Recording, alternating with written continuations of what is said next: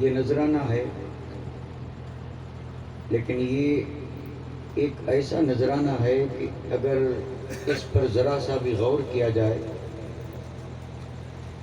تو اس میں سیدنا امام عالی مقام کی شان بھی ہے اور آپ کی پہچان بھی ہے۔ کچھ لوگ ہم سے یہ مطالبہ کرتے ہیں اور یہ سوال کرتے ہیں کہ آپ یہ جو مسلسل 10 دن اور 10 دنوں کے بعد سید الشہداء امام عالی مقام امام حسین کے نام پر یہ محفلیں سجاتے ہیں اور اس میں ہر طرح کی قربانی دیتے ہیں، جانی، مالی اور وقت کی قربانی، بڑے ذوق اور شوق سے آپ ان محافل میں آتے ہیں، تو وہ ہم سے مطالبہ یہ کرتے ہیں کہ یہ آپ لوگوں کے حسین ہیں کون، جن کے نام کے اتنے چرچے ہیں اور جن کی اتنی محفلیں سجائی جاتی ہیں کہ گننا چاہیں تو گن بھی نہیں سکتے، اور یہ جو ان کے نام اور ان کے ذکر کی 4 دانگ عالم میں دھوم مچی ہے، تو نہ جاننے والے نہ ماننے والے ہم سے یہ پوچھتے ہیں کہ یہ حسین ہیں کون۔ تو یہاں تو خیر ایسے لوگوں کا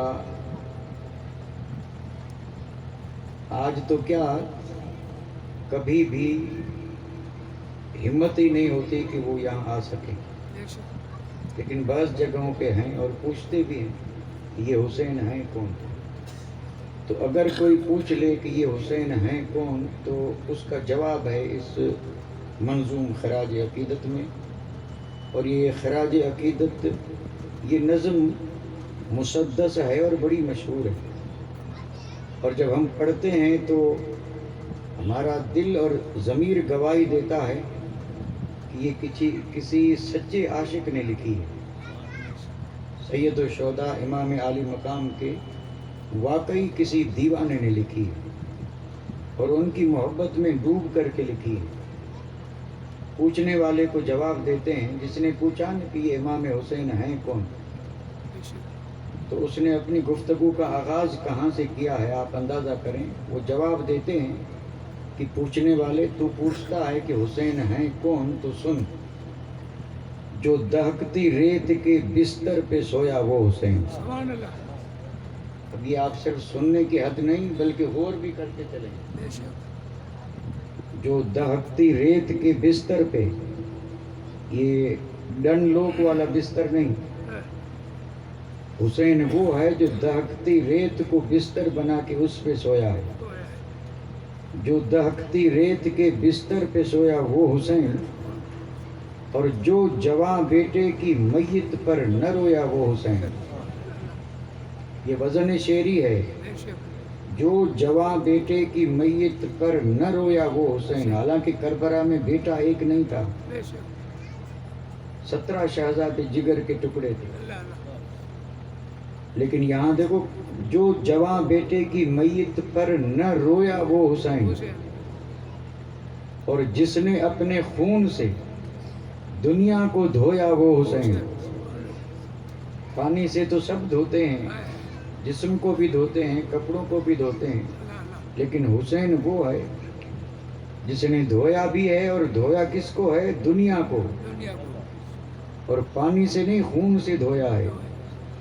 تو یہ جو دنیا میں صفائی نظر آ رہی ہے دل کی، وہ اسی خون کا صدقہ ہے، جس نے اپنے خون سے دنیا کو دھویا وہ حسین، اور جس نے سب کچھ کھو کے اور کچھ بھی نہ کھویا وہ حسین۔ سب کچھ کھو کے اور کچھ بھی نہ کھویا وہ حسین۔ مرتبہ اسلام کا جس نے دوبالا کر دیا، مرتبہ اسلام کا جس نے دوبالا کر دیا، اور خون نے جس کے 2 عالم میں اجالا کر دیا، یعنی یہاں اور وہاں اگر کسی کو اجالا نصیب ہوا ہے تو یہ اسی خون کا صدقہ ہے۔ شیر کی مانند جو مقتل میں آیا وہ حسین، یہ آپ کی پہچان بتائی جا رہی ہے. مقتل کہتے ہیں قتل ہونے کی جگہ، قتل گاہ، جہاں سر قلم کیے جائیں.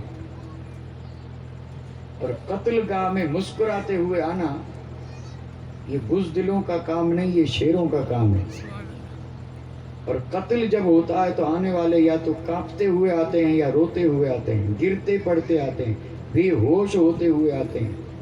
لیکن یہ امام عالی مقام کی شان ہے کہ آپ آئے تھے میدان میں تو شیر کی مانند، شیر کی مانند جو مقتل میں آیا وہ حسین، اور جو 72 زخم کھا کر مسکرایا وہ حسین. 72 زخم. اور عرض کر دوں یہ ظاہری زخموں کی بات ہے، جتنے زخم ظاہر تھے اتنے ہی دل پر تھے، تو 72 کا ڈبل سمجھ لیں. جو 72 زخم کھا کر مسکرایا وہ حسین. اور راہ حق میں جس نے اپنا گھر لٹایا وہ حسین، اور کربلا میں جس نے اپنا سر کٹایا وہ حسین.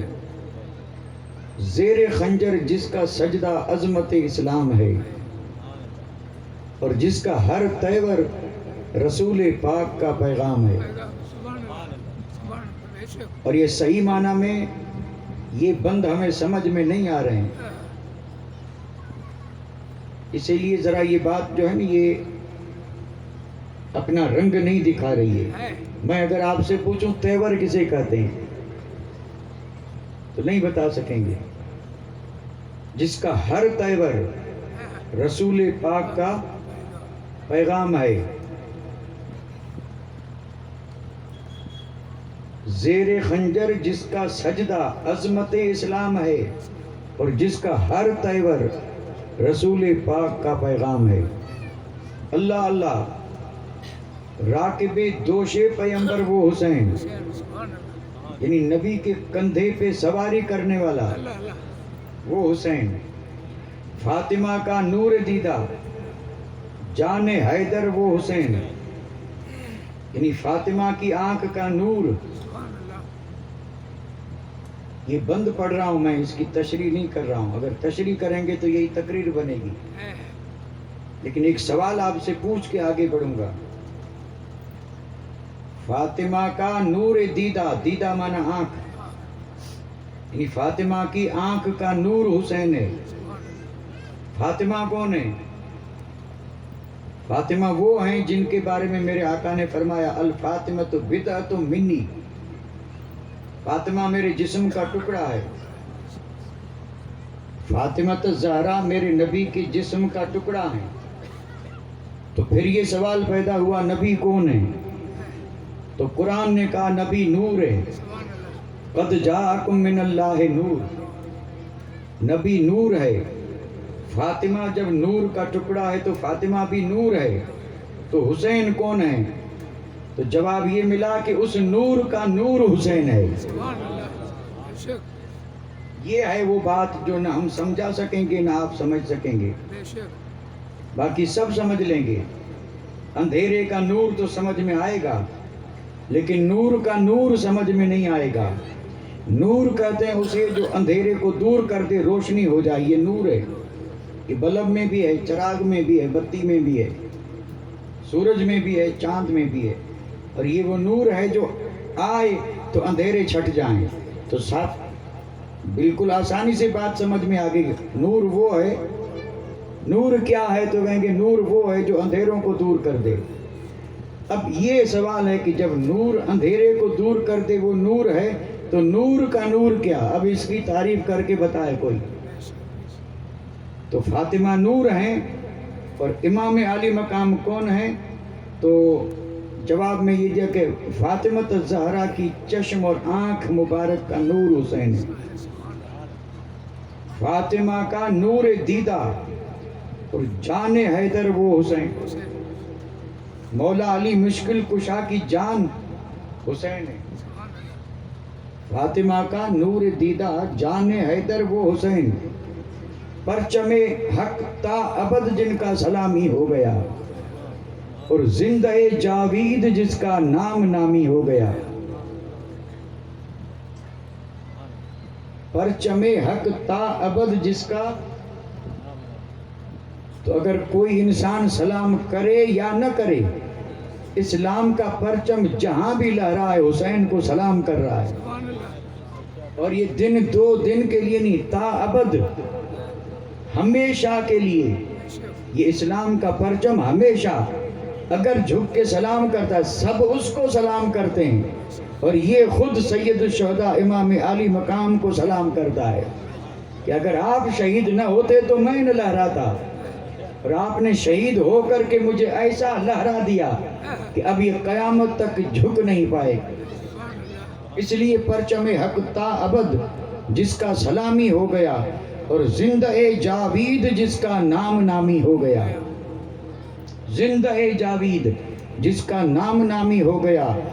دین کے خاطر تھی جس کی جوانی وہ حسین، کٹ گئی اسلام میں. دین کے خاطر تھی جس کی زندگانی وہ حسین، اور کٹ گئی اسلام میں جس کی جوانی وہ حسین.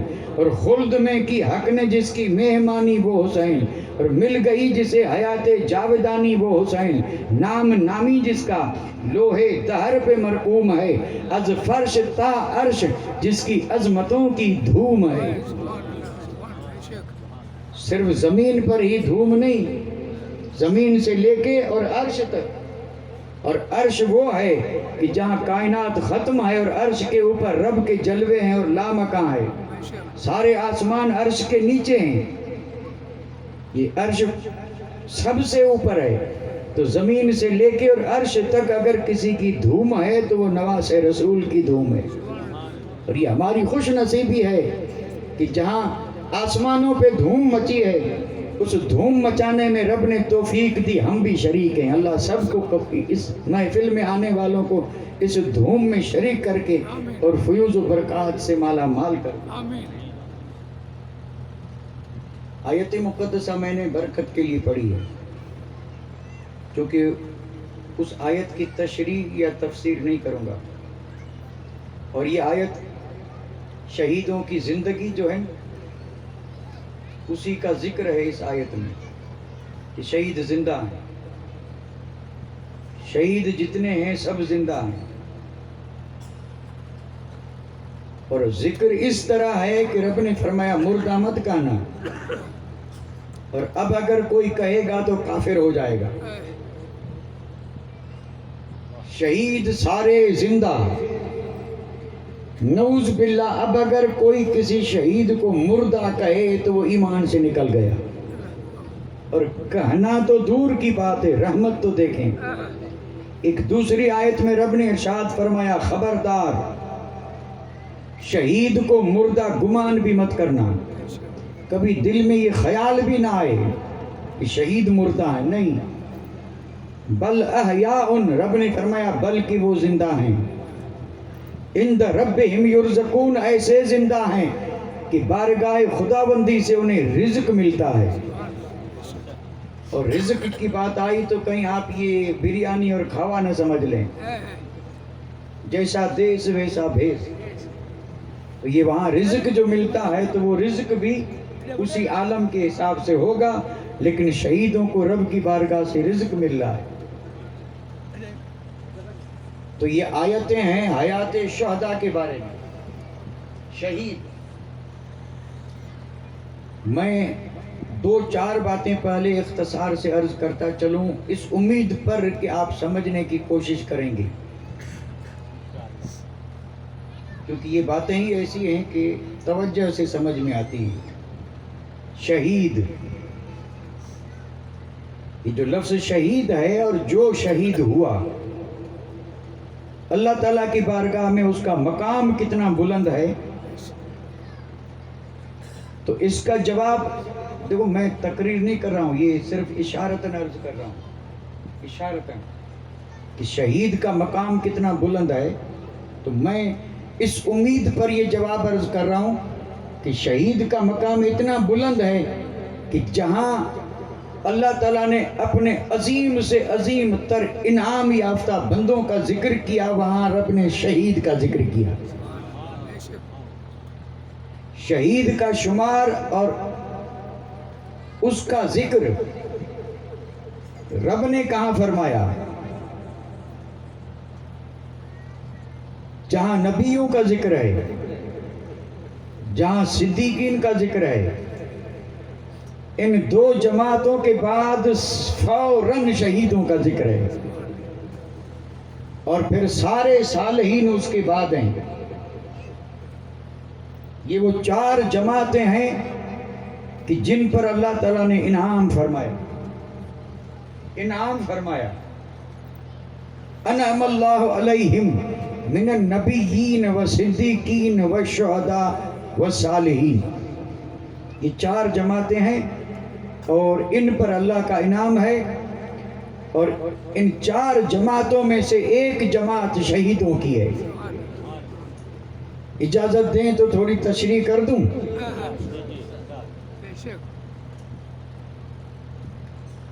ہم جب نماز پڑھتے ہیں، اور میں حسن ظن رکھتا ہوں کہ آپ سب پڑھتے ہوں گے، کیونکہ مومن ہیں اور حسینی ہیں، اور حسینی اور نماز نہ پڑھے یہ تو ہو ہی نہیں سکتا، سوال ہی پیدا نہیں ہوتا، ہو ہی نہیں سکتا۔ تو اس لیے میں جانتا نہیں ہوں کہ آپ پڑھتے ہیں یا نہیں پڑھتے، اللہ بہتر جانے، لیکن میرا گمان یہ ہے کہ آپ سب پڑھتے ہوں گے۔ تو آپ پڑھتے ہوں گے۔ نماز میں ایک سورت پڑھنا ضروری ہے جس کا نام ہے سورہ فاتحہ، اور جس کو ہم کہتے ہیں الحمد شریف، اور یہ قرآن مجید کی پہلی سورت ہے، اور اس کا نزول 2 بار ہوا ہے۔ یہ وہ سورت ہے جو 2 بار اتری ہے۔ سارا قرآن اسی میں ہے، جو سارے قرآن میں ہے رب نے سمیٹ کر کے سب اس میں رکھ دیا، اور جو اس میں ہے وہ سب سمیٹ کے بسم اللہ میں رکھ دیا، اور جو بسم اللہ میں ہے وہ سمیٹ کے نقطے میں رکھ دیا، اور مولا علی کہتے ہیں وہ نقطہ میں ہوں۔ آپ فرماتے ہیں وہ نقطہ، اس لیے میرے آقا نے فرمایا انا مدینۃ العلم و علی بابا۔ یہ نبی فرما رہے ہیں، نبی، نبیوں کے نبی، میرے آقا فرما رہے ہیں کہ علم کا شہر میں ہوں اور اس کا دروازہ علی ہے۔ تو یہ ہے اس کا مطلب۔ تو فاتحہ پڑھتے ہوں گے، بغیر فاتحہ پڑھے نماز ہوگی نہیں۔ لا صلاۃ الا بفاتحہ، یعنی فاتحہ پڑھے بغیر، الحمد پڑھے بغیر نماز۔ اب ہم الحمد تو پڑھتے ہیں لیکن سمجھتے کچھ نہیں، سب نہیں سمجھتے۔ سمجھیں گے بھائی جو باقاعدہ عربی کی تعلیم لیتے ہیں وہ سمجھتے ہیں، تعلیم یافتہ جو عربی پڑھ یعنی سمجھیں وہی سمجھ سکتے ہیں۔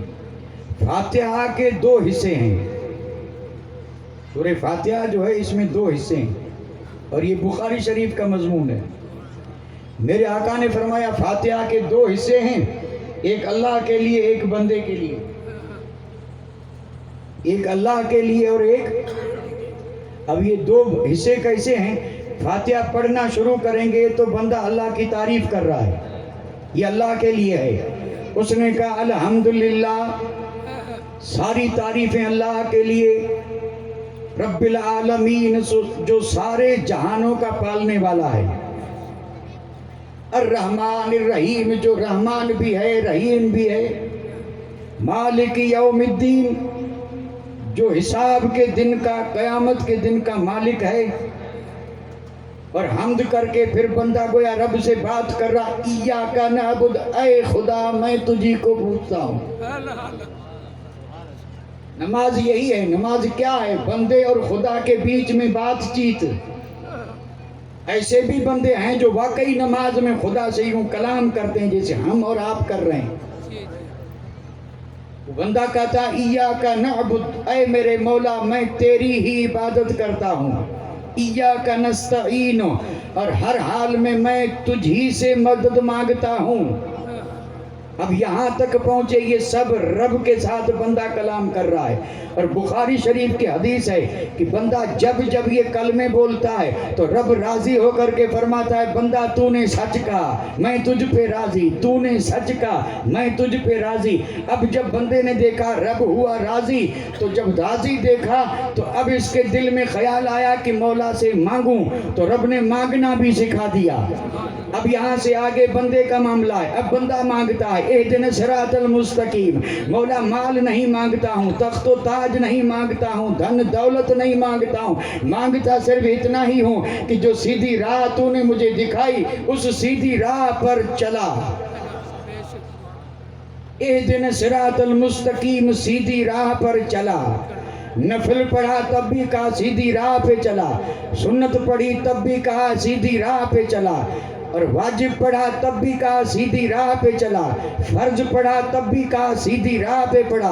2 رکعتیں پڑھی تو بھی، 4 پڑھی تب بھی، 3 پڑھی تب بھی، چاہے مغرب ہو چاہے وتر، ہر حال میں بندہ کہتا ہے اہدنا الصراط المستقیم، اہدنا الصراط المستقیم. اور پھر آگے یہ رب نے دعا تعلیم، رب نے سکھایا کہ میں جب راضی ہو جاؤں تو یہ مانگنا، سیدھی راہ چلا.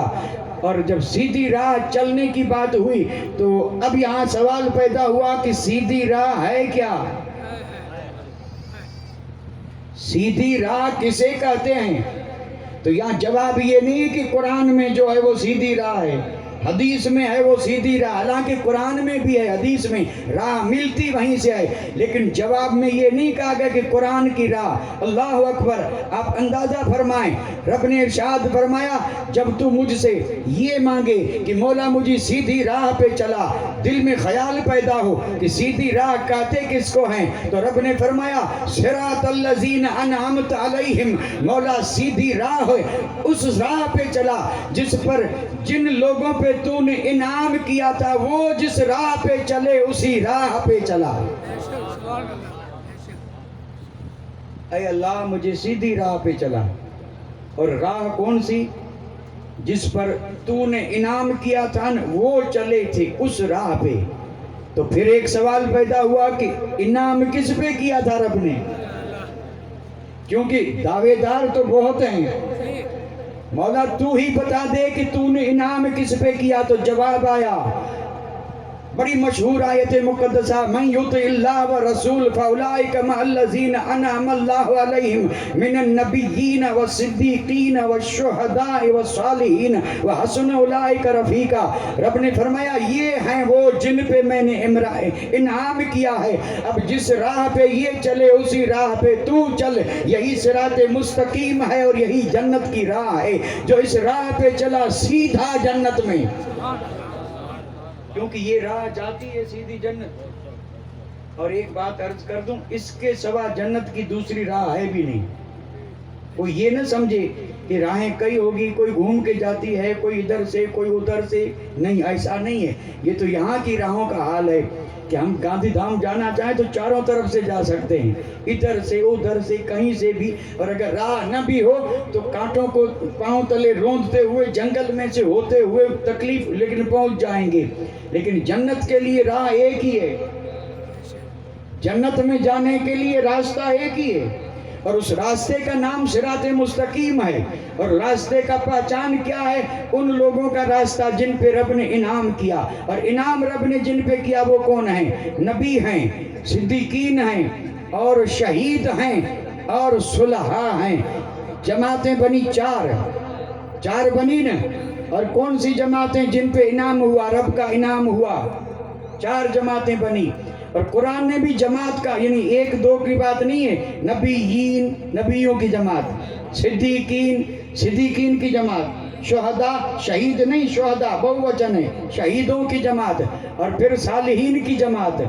تو میں ایک بات اپنی طرف سے عرض کرتا چلوں اور آپ غور سے سنیں، ایمان میں تازگی آئے گی. جماعت جہاں ہوتی ہے وہاں سردار بھی ہوتا ہے یا نہیں؟ بھئی سردار ہو چاہے جیسا لیکن ہوتا ہے، یا کیسا ایسا ویسا اس کی بات نہیں ہو رہی ہے. جماعت جہاں ہوگی نا وہاں سردار بھی ہوگا. اور یہ سردار پہلے لوگ بناتے تھے تو کس کو بناتے تھے، اب کس کو بنا رہے ہیں، اب کون بن رہا ہے کیا، یہ اس سے ابھی ہمیں کوئی لینا دینا نہیں. لیکن یہ بات تو طے ہے کہ جماعت ہوتی ہے وہاں سردار ہوتا ہے. تو یہاں ذکر ہوا نبیوں کی جماعت کا، تو کوئی سردار تو ہوگا نا. یہ سارے نبی، یہ نبیوں کی جماعت ہے، اور جماعت کا ہوتا ہے سردار. تو نبیوں کی جماعت کا سردار کون؟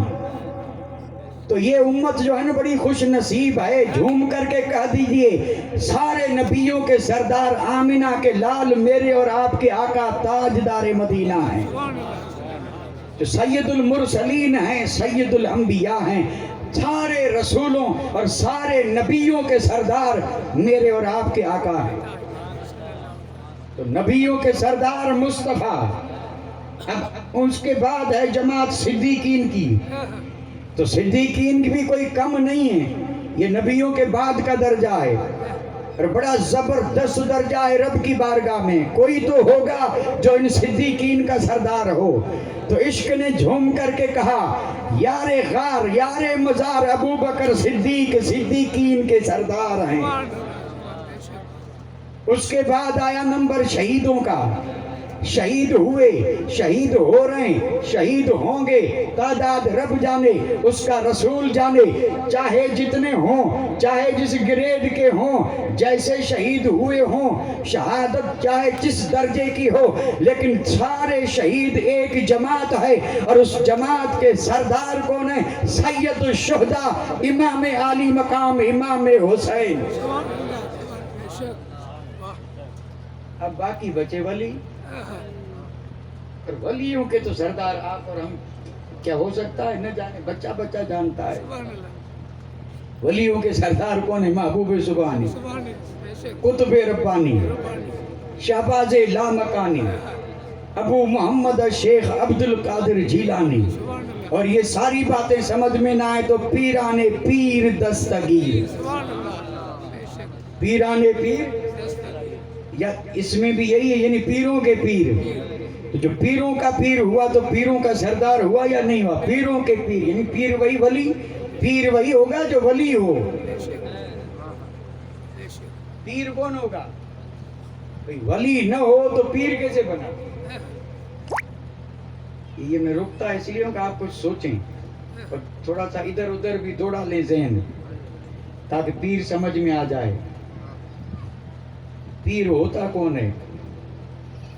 اور جو پیروں کے پیر ہیں نا، کیا ایسوں کو پیری دے دیں گے؟ جو آج پیروں کی بھرمار ہے، بھرمار ہے بھائی، بھرمار، کوئی کمی نہیں ہے، گلی گلی میں ملیں گے. تو پیروں کے پیر تو ہیں عبد القادر جیلانی. کیا وہ ایسوں کو پیری دے دیں گے جو نماز نہ پڑھے؟ کیا وہ پیری ایسے کو دے دیں گے جو داڑھی مونڈے؟ دیں گے؟ خیر، یہ تو ضمنی بات آئی تھی. میں 4 جماعتوں کی بات کر رہا تھا، اور ہمیں ذکر کرنا ہے شہیدوں کا اور شہیدوں کے سردار کا. اور یہ میں تمہید باندھ رہا ہوں، اور بڑی مفید تمہید ہے، اللہ کرے یاد رہ جائے. اور یہاں پر ذکر کس کا ہو رہا ہے؟ شہیدوں کا نہیں، شہیدوں کے سردار کا. اور قرآن نے جب شہیدوں کو زندہ کہا تو سردار کی زندگی کا عالم کیا ہوگا؟ اور قرآن نے جب یہ کہا کہ شہیدوں کو مردہ مت کہنا، تو پھر امام عالی مقام کی حیات کا عالم کیا ہوگا؟ کہنا بھی مت، گمان بھی مت کرنا. اور ظاہر بات ہے کہ جو زندہ ہوتا ہے وہ دیکھتا بھی ہے، جو زندہ ہوتا ہے وہ سنتا بھی ہے، اور جو زندہ ہوتا ہے وہ مدد بھی کرتا ہے، اور جو زندہ ہوتا ہے وہ جہاں چاہے وہاں جا بھی سکتا ہے. تو ہمارے امام زندوں کے سردار ہیں، ہمیں دیکھ بھی رہے ہیں، مدد بھی کر رہے ہیں، اور ہم پہ کرم بھی فرما رہے ہیں، اور ہمیں ہر آفت سے بچا بھی رہے ہیں. یہ ہے شہید. شہید کا درجہ کتنا اونچا ہے؟ بخاری شریف کی حدیث ہے، میرے آقا نے فرمایا کہ شہید کے جسم سے خون کا قطرہ، جب وہ شہید ہو رہا تھا اس کے جسم سے خون کا قطرہ نکلا اور وہ زمین پر گرتا ہی نہیں، اس سے پہلے اللہ تعالیٰ اس کے سارے گناہ معاف کر دیتا ہے. شہید کے جسم سے نکلا ہوا خون کا قطرہ زمین پہ گرتا ہی نہیں، اس سے پہلے اللہ تعالیٰ شہید کو اس کا ٹھکانہ جنت میں جو ہے وہ دکھا دیتا ہے. وہ دیکھ لیتا ہے کہ جنت میں میرا یہ مقام ہے. اور شہید وہ ہے کہ اللہ تبارک و تعالیٰ قیامت کے دن اس سے سر پہ جو عزت کا تاج رکھے گا، اس تاج کا ایک یاقوت اس دنیا اور دنیا میں جو کچھ ہے اس سب سے بہتر ہے. اور شہید کا مقام یہ ہے کہ شہید خوش نصیب اپنے قبیلے اور اپنے عزیزوں میں سے 70 آدمی جو دوزخ کے مستحق ہیں شفاعت کر کے ان کو جنت میں لے جائے گا. اور شہید کو اللہ تبارک و تعالی جنت میں 72 حوریں عطا فرمائے گا، بڑی آنکھ والی. یہ جو حدیث میں لفظ ہے میں اس کا ذکر کر رہا ہوں. اب یہاں آنکھ کا ذکر کیوں کیا گیا، بڑی آنکھ والی کیوں کہا گیا، اس میں کیا خوبی ہے، اس پر ابھی تبصرے نہیں نہ ہم کر سکتے ہیں نہ کوئی سمجھ سکتا ہے. حدیث میں الفاظ یہی ہیں، گویا کہ میں اس کا ٹرانسلیشن کر رہا ہوں کہ قیامت کے دن جنت میں اللہ تعالیٰ شہید کو 72 بڑی آنکھ والی حوریں عطا فرمائے. یہ ہیں شہید کے درجات رب کی بارگاہ میں. اور یہ درجات جب ہیں تو میں آپ کو چیلنج کر رہا ہوں، میرے اور آپ کے آقا تاجدار مدینہ کے صحابہ کی سیرت اور ان کی زندگی چریتر کا مطالعہ کریں. دعائیں ہم بھی مانگتے ہیں، دعائیں صحابہ بھی مانگتے تھے. ہماری دعائیں جو ہیں وہ اور قسم کی ہیں. ان کی دعائیں یہ تھی کہ وہ اگر مانگتے تھے تو یہی مانگتے تھے کہ مولا بستر پہ موت نہ آئے، شہادت کی موت دے. اگر شہادت درجہ نہ ہوتا اور شہادت مرتبہ نہ ہوتا، ہمیں زندگی پیاری ہے اور انہیں جان نچھاور کرنا پیارا تھا. تو اس جان نچھاور کرنے میں کچھ تو عظمت ہے تب نا. صحابہ یہی دعا مانگتے تھے. اور آپ نے بھی سنا ہوگا فاروق اعظم کا دور، آپ بنے امیر المومنین خلیفۃ المسلمین. اور پھر میرے آقا سے لے کے اور کئی سالوں تک یہ سلسلہ چلتا رہا. کون سا سلسلہ؟ کہ نماز وہی پڑھائے جو قوم کا سردار ہو، دوسرا نہیں پڑھاتا تھا. میرے یعنی قوم کے سردار، قوم کے لیڈر، قوم کے رہبر، ان کے لیے یہ تعلیم تھی کہ ابو بکر نماز نہیں پڑھا سکتے تھے، کہ حضرت عمر نہیں پڑھا سکتے تھے، کیا عثمان غنی نہیں پڑھا سکتے تھے، کیا دوسرے صحابہ نماز نہیں پڑھا سکتے تھے. وہ سب اپنی جگہ پہ امام ہی نہیں، اماموں کے امام تھے. لیکن میرے آقا اپنی زندگی میں نماز خود پڑھاتے رہے. یہ الگ بات ہے کہ جب طبیعت تندرست نہیں تھی تو 17 نمازیں ابو بکر صدیق نے پڑھائی تھی. یہ شان ہے صدیق اکبر کی. میرے آقا حجرے میں ہیں، جماعت کا وقت ہو چکا ہے اور میرے آقا کی بارگاہ میں بلال حبشی نے عرض کی تھی یا رسول اللہ جماعت کا وقت ہو چکا ہے. اللہ اکبر. میرے آقا نے فرمایا مرو ابا بکر فلیصلی بالناس، فرمایا ابو بکر کو حکم دو کہ وہ میری جگہ پہ کھڑے ہو کے اور نماز پڑھائیں. آپ نے جب یہ حکم دیا ام المومنین حضرت عائشہ صدیقہ عرض کرنے لگی یا رسول اللہ میرے ماں باپ آپ کے قربان، میرا باپ آپ کا بڑا دیوانہ ہے، نرم دل ہے. جب مصلی پہ جائے گا خیال آئے گا کہ یہاں میرے آقا کھڑے ہوتے تھے اور آج ہیں نہیں تو ابو بکر نماز نہیں پڑھا سکیں گے. عمر کو کہو کہ نماز پڑھائے. میرے آقا نے فرمایا نہیں، مرو ابا بکر فلیصلی بالناس، ابو بکر سے کہو کہ وہ نماز پڑھائے. دوسری بار یہی ہوا اور تیسری بار میرے آقا نے فرمایا تم تو مصر کی عورتوں کی طرح ضد پر ہو، ابو بکر سے کہو نماز پڑھائے. تو نماز کون پڑھاتا تھا؟ جو سردار. نماز کون پڑھائے؟ قوم کا. اور جو نماز پڑھا سکتا ہو نا اسی کو قوم کی زمام اور سرداری دینی چاہیے. اور آج پڑھ بھی نہیں سکتے اور قوم کے سردار، تو قوم ڈوبے گی نہیں تو اور کیا ہوگا؟ قوم تباہ نہیں ہوگی تو ہوگا کیا؟ یہ قوم سوچتی بھی نہیں کہ میرے آقا نے ذہن دے دیا ہے. جس نبی کا کلمہ پڑھا اس نبی کے کردار نے بتا دیا ہے کہ اگر قوم کو بلندی پہ رکھنا ہے اور اگر قوم کو سرخ رو رکھنا ہے، قوم کو عزت والا رکھنا ہے اور قوم کو کسی مقام پہ دیکھنا ہے تو قوم کی مہار ایسوں کے ہاتھ میں نہ دو جو پڑھ بھی نہیں سکتے. قوم کا سردار اسے بناؤ جو امام بن سکے.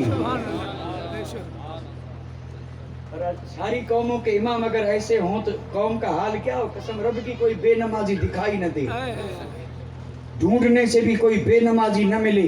اگر قوم کا سردار وہ ہو جو امام ہو، نماز پڑھا سکتا ہو، تو پھر قوم کا کوئی بھی آدمی بے نمازی نہیں ہوگا. وہ نہ کہے پھر بھی کہیں گے کہ سردار کو راضی رکھنا ہے، نماز نہیں پڑھیں گے تو ناراض ہوگا، ناراض ہوگا تو یہ کام نہیں ہوگا. کام ہی کے لیے تو سرداروں کے پیچھے بھاگتے ہیں. تب وہاں پر وہ خیال آتا، پھر نہ پڑھتے ہوئے نہ چاہتے ہوئے بھی نظر آتا اور چاہتا کہ اگلی صف میں رہوں تاکہ سلام پھیرے تو مجھے دیکھے.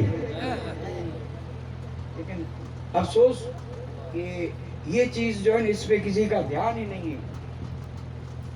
اس لیے تو علامہ اقبال روئے تھے نا روئے تھے. رو کر کے انہوں نے جو کہا تھا وہ پڑھ تو دیتا ہوں لیکن سمجھانے کے لیے کوئی ضرورت نہیں. علامہ اقبال نے کہا تھا وائے ناکامی، وائے ناکامی متائے کارواں جاتا رہا، کارواں کے دل سے احساس ضیاء جاتا رہا. اس نے کہا افسوس، ہائے افسوس، قافلے والوں کا سارا سامان لٹ گیا، افسوس افسوس. پھر کہا نہیں نہیں، یہ افسوس کی بات نہیں ہے، افسوس تو اس پہ ہے کہ اس قافلے والوں کے دل سے نقصان کا احساس بھی مٹ گیا. لٹ گئی پھر بھی پتا نہیں کہ لٹ گئی. نہیں سمجھے؟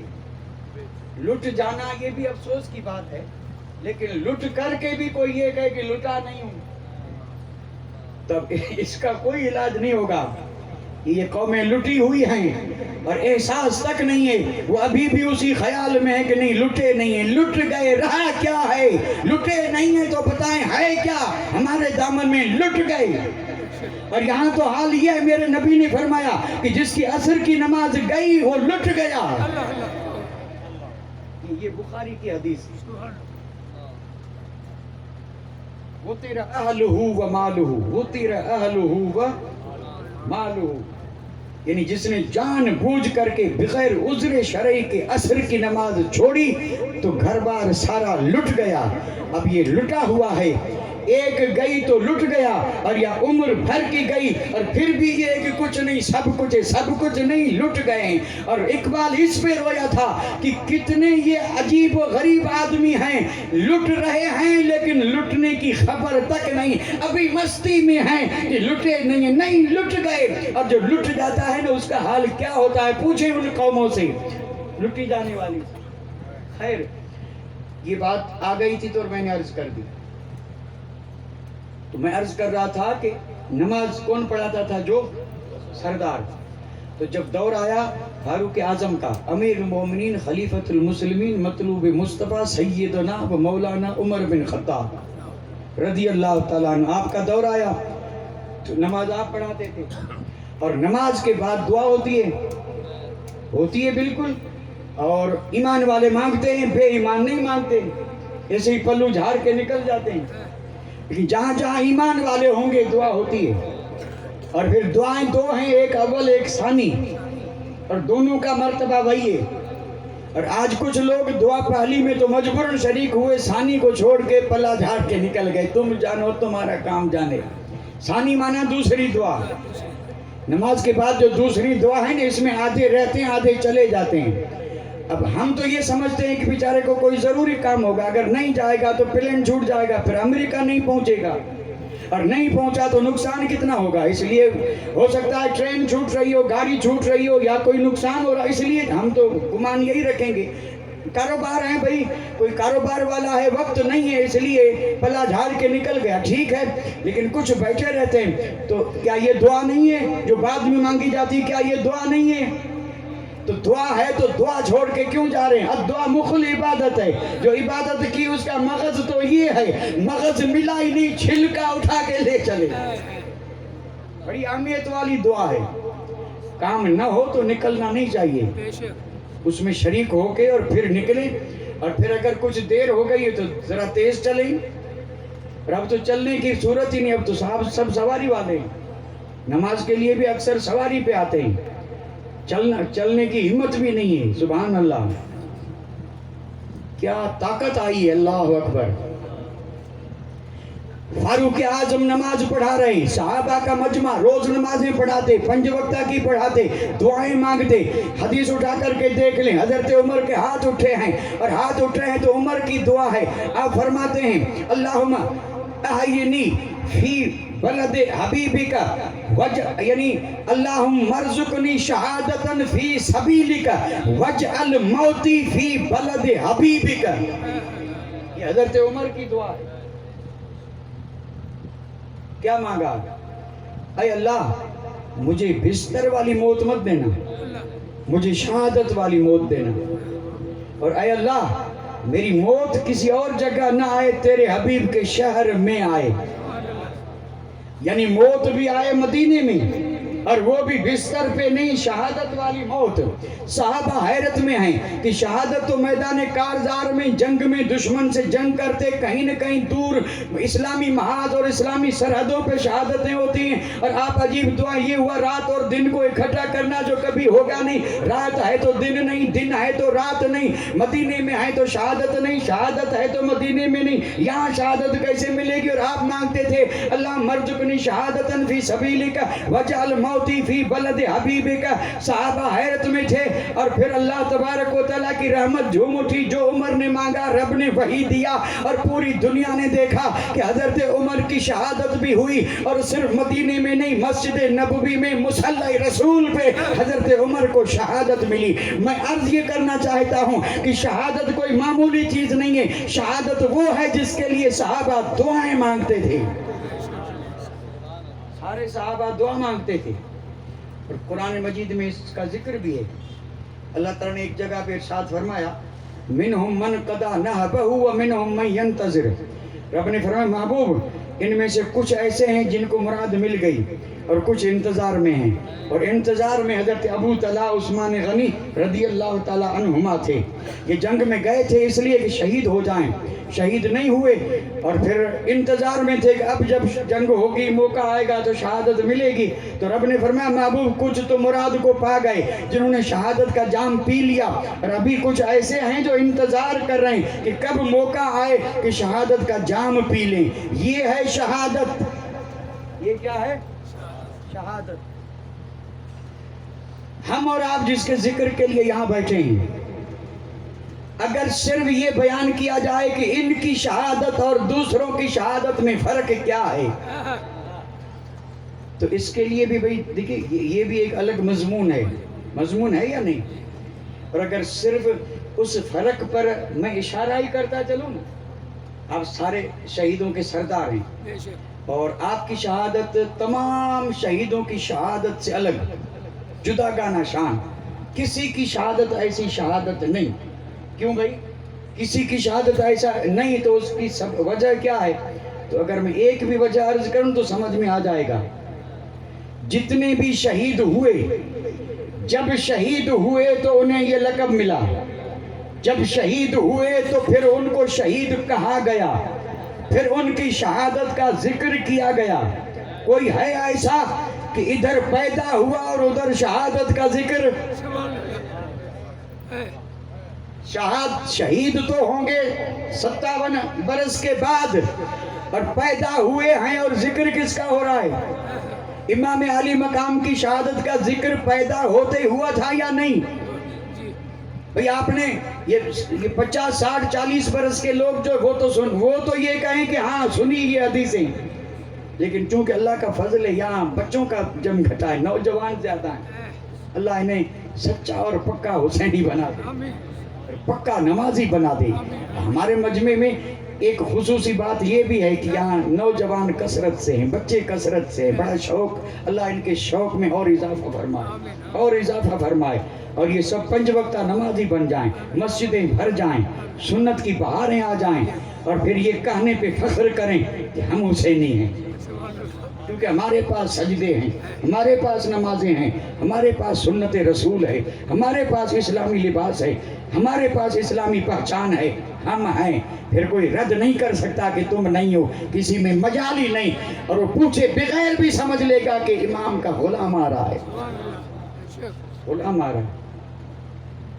سید الشہداء امام علی مقام کی شہادت کا چرچا ہم جو کر رہے ہیں شروع کب ہوا؟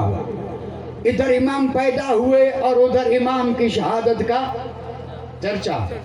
حدیث عرض کر دوں، ام الفضل بنت حارث میرے اور آپ کے آقا تاجدار مدینہ کی سگی چچی جان، حضرت عباس آپ کے چچا ہیں، حضرت عباس کی اہلیہ محترمہ حضرت ام الفضل، حضرت فضل کی ماں ام الفضل، اور ام الفضل کے والد کا نام حارث، ام الفضل بنت حارث حضور کی چچی جان میرے آقا کی بارگاہ میں آئی اور عرض کرنے لگی یا رسول اللہ میں نے خواب ایسا دیکھا ہے کہ میں ڈر گئی ہوں، گھبرا گئی ہوں، پریشان ہوں، کروں کیا؟ تو میرے آقا نے فرمایا خواب سنا. تو کہنے لگی سنانے جیسا نہیں. آپ نے فرمایا نہیں سنا، کہیں گھبراتی ہوں. آپ نے فرمایا سنا تو صحیح، آخر خواب میں دیکھا کیا ہے؟ اب جب میرے آقا نے زیادہ اصرار کیا تو کہنے لگی یا رسول اللہ خواب میں نے یہ دیکھا کہ آپ کے مقدس جسم کا ایک حصہ کسی نے کاٹ کر کے الگ کیا، پھر اس کو اٹھا کر کے میری گود میں رکھا. یہ ہے میرا خواب. میں اسے گھبرا گئی ہوں کہ یہ خواب کیسا؟ حضور کے جسم کا حصہ کاٹ کے اور میرے گود میں رکھا گیا، مجھے سمجھ میں نہیں آ رہا ہے. سن کے میرے نبی مسکرائے، غیب دا نبی مسکرائے، عالم میں بہار آ گئی. میرے آقا نے فرمایا چچی جان یہ غمگین ہونے کا نہیں، یہ تو خوش ہونے والا خواب ہے. تو ذرا سنبھلی اور عرض کرنے لگی کہ اس میں خوشی کی کون سی بات ہے؟ تو فرمایا اس کا تعبیر یہ ہے کہ چند دنوں میں میری نور نظر خاتون جنت فاطمہ الزہرا کے یہاں اللہ بیٹا عطا فرمائے گا، اور چونکہ خاندان میں سب سے بڑی عمر کی عورت تو ہے تو پرورش کے لیے وہ بیٹا تیری گود میں آئے گا. اور یہ ہے اس خواب کی تعبیر. جو نبی نے فرمایا وہی ہوا. فاطمہ الزہرا کے یہاں پھول کھلا، امام حسین تولد ہوئے، اور پھر آئے حضرت ام الفضل کی گود میں. دیکھتی ہیں، خوش ہوتی ہیں، مسکراتی ہیں، اور پھر گئی نہ ادھر نہ ادھر، لے کے پہنچی میرے آقا کی بارگاہ میں، اور جا کر کے سبحان اللہ یہ نوری پیکر اٹھا کے اور جب میرے آقا کی گود میں دیا ہے، میرے آقا امام علی مقام کے چہرے کو دیکھ رہے ہیں، خوش ہو رہے ہیں. ام الفضل تو اب اپنے اس خیال میں یعنی دے دیا امام حسین میرے آقا کی گود میں ہیں. اب ام الفضل جو ہے وہ ہاتھ خالی، تو کوئی خیال آیا ادھر دیکھا. انسان ہے کبھی کوئی خیال، کبھی اب انہیں کوئی فکر تو تھی نہیں، کسی دوسری طرف دیکھا، اور دیکھ کر کے پھر جو دیکھا تو دیکھا کسے چہرے مصطفیٰ کو دیکھا، والضحیٰ والے چہرے کو دیکھا، اور دیکھا تو دیکھا کہ چشمان مقدس سے آنسو بہ رہے ہیں. عرض کرنے لگی یا رسول اللہ یہاں رونے کی کون سی بات ہے؟ یہ تو موقع خوشی کا ہے. آپ کا نواسا اور چاند جیسا چہرہ، نور کا پیکر، اور فاطمہ الزہرا کے آنکھ کا نور، اور علی حیدر قرار کی جان آپ کی گود میں، اور آپ رو رہے ہیں. تو میرے آقا نے فرمایا ابھی ابھی جبرائیل میرے پاس آئے تھے، اور جبرائیل نے آ کر کے کہا تھا کہ یا رسول اللہ آپ کا یہ نواسا، اسے آپ کے امت اور کلمہ پڑھنے والے کربلا کے میدان میں بے دردی سے شہید کر دیں گے، اور سارا گھرانہ جو ہے وہ وہاں پر ختم ہوگا.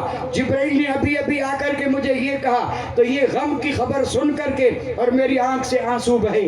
یہ ہے وہ تذکرہ جو یہاں سے شروع ہوا، اور شروع ہوا تو پھر ایک دو نہیں بلکہ کئی حدیثیں ہیں. ام المومنین ام سلمہ فرماتی ہیں دوپہر کا وقت ہے اور میرا حجرہ ہے اور نبیوں کے سردار سوئے ہیں، آنکھ بند ہے، دل بیدار ہے. اچانک مصطفیٰ اٹھے، مٹھی بند تھی اور پھر کھولی. ام المومنین کہنے لگی یا رسول اللہ آپ سوئے تھے تو مٹھی میں کچھ بھی نہیں تھا، اٹھے ہیں تو مٹھی میں کیا ہے؟ فرمایا یہ کربلا کی مٹی ہے. کہنے لگی کیا کربلا، کیا مٹی؟ فرمایا ابھی ابھی فرشتہ آیا تھا، اس نے آ کر کے مجھے کہا کہ آپ کی امت میں ہونے کا دعویٰ کرنے والے بدبخت آپ کے اس نواسے کو کربلا میں شہید کریں گے، اور پھر وہاں کی مٹی لا کر کے اور یہ مجھے دی ہے، یہ رہی مٹی. اور اس قسم کی حدیثیں اور بھی ہیں. اور پھر آپ نے سنا ہوگا اس مٹی میں بھی بو آ رہی تھی کربلا کی، اس کا رنگ سرخ تھا.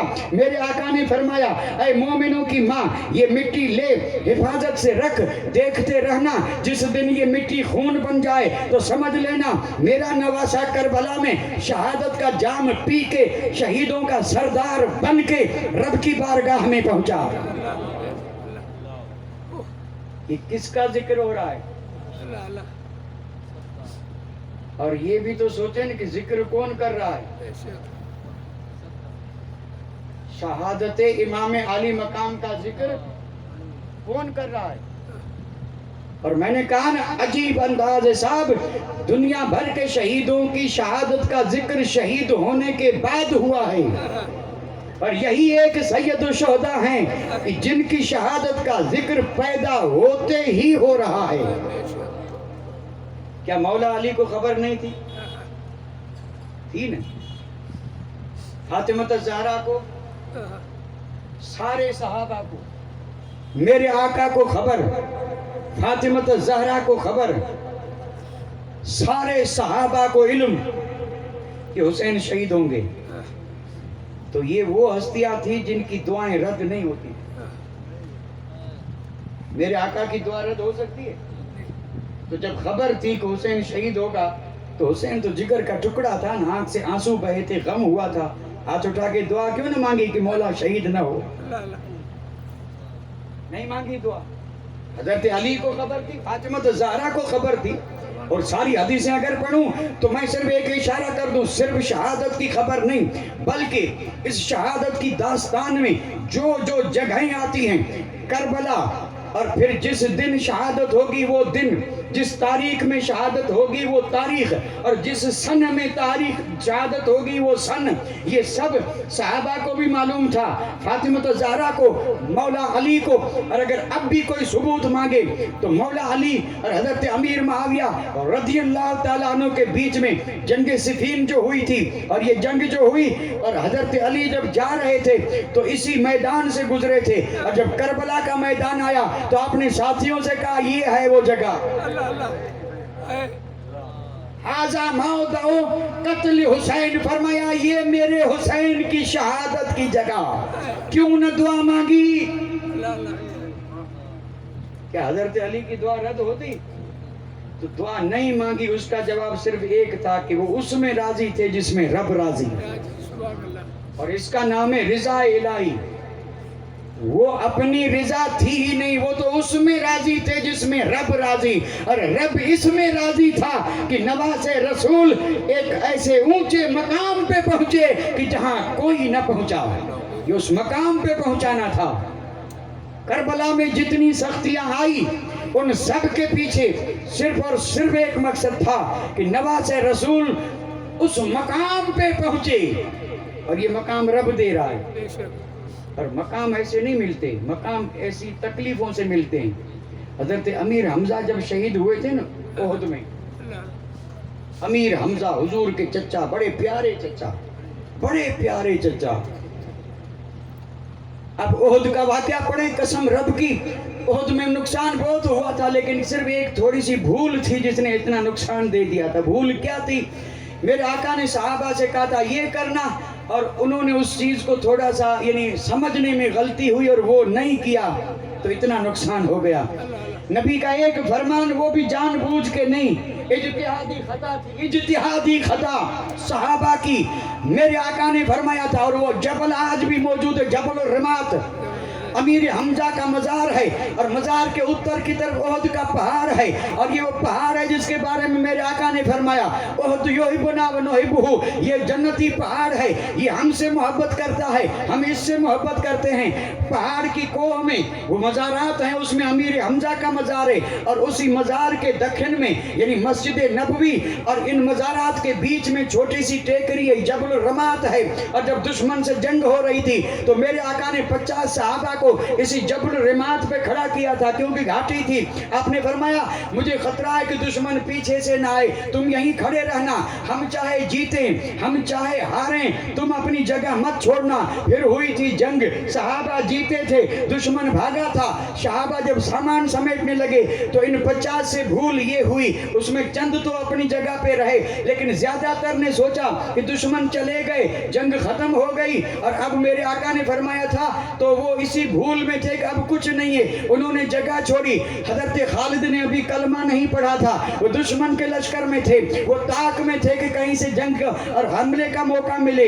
ان کی نظر گئی جبل الرمات پر، جب تک 50 تھے آنے کا کوئی موقع نہیں تھا، وہ ہٹ گئے. تو یہاں سے حضرت خالد نے پیچھے سے حملہ کیا، ادھر سے دشمن ادھر سے دشمن، اور بیچ میں مصطفیٰ کے صحابہ. اسی موقع پہ میرے آقا زخمی بھی ہوئے تھے اور میرے آقا کے دانت جو ہیں اسے بھی زخم لگا تھا. یہی وہ موقع تھا جس میں یہ افواہ اڑی تھی کہ مصطفیٰ شہید ہو گئے. اتنا سارا نقصان ہوا. مفسرین کرام فرماتے ہیں کہ صحابہ کرام نے اجتہادی خطا تھی، غلطی نہیں تھی، گناہ نہیں تھا، جان بوجھ کے نہیں کیا تھا، وہ اجتہادی خطا بھی کی، مصطفیٰ کے ایک حکم کو نہیں مانا تو جیتی ہوئی جنگ ہار گئے. اور جو میرے نبی کے ہزاروں حکم جان بوجھ کر کے نہ مارے وہ جیتیں گے کیسے؟ وہ ہر میدان میں ہارے ہیں اور ہر میدان میں ہارتے رہے. ایک حکم اور وہ بھی جان بوجھ کے نہیں. اور یہاں آپ اور ہم میرے اور آپ کے آقا کے کتنے حکم ہیں جو جانتے ہیں کہ یہ نبی کا حکم ہے لیکن کوئی پرواہ نہیں, اور پھر بھی چاہتے ہیں کہ عظمتوں کے تاج ہمارے سر پہ رہیں اور دنیا جھک کے ہمیں سلام کرے, کوئی پوچھے گا تک نہیں. سلام تب تھا جب مصطفیٰ کے دربار کے غلام تھے, اور جب غلامی گئی تو سب کچھ گیا. کہ محمد سے وفا تو نے تو ہم تیرے ہیں, یہ جہاں چیز ہے کیا لوح و قلم تیرے ہیں. اگر دنیا کو مٹھی میں کرنا ہے تو ہتھیار کی ضرورت نہیں, دھن دولت کی ضرورت نہیں, کثرت لشکر کی ضرورت نہیں.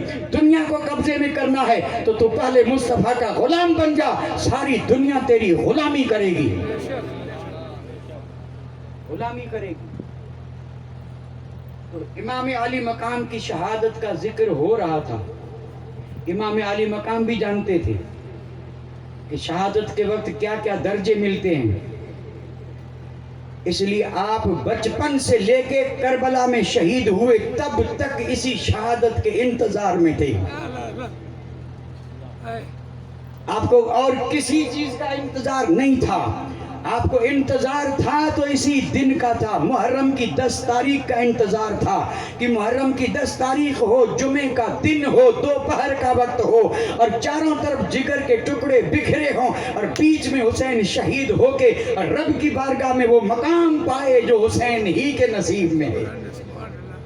انتظار تھا, انتظار تھا کب وقت آئے, کب وقت آئے, اور آیا یزید کے دور میں. یہ وقت آیا کب؟ یزید کے دور میں سن 61 ہجری. یزید جب تخت پہ بیٹھا,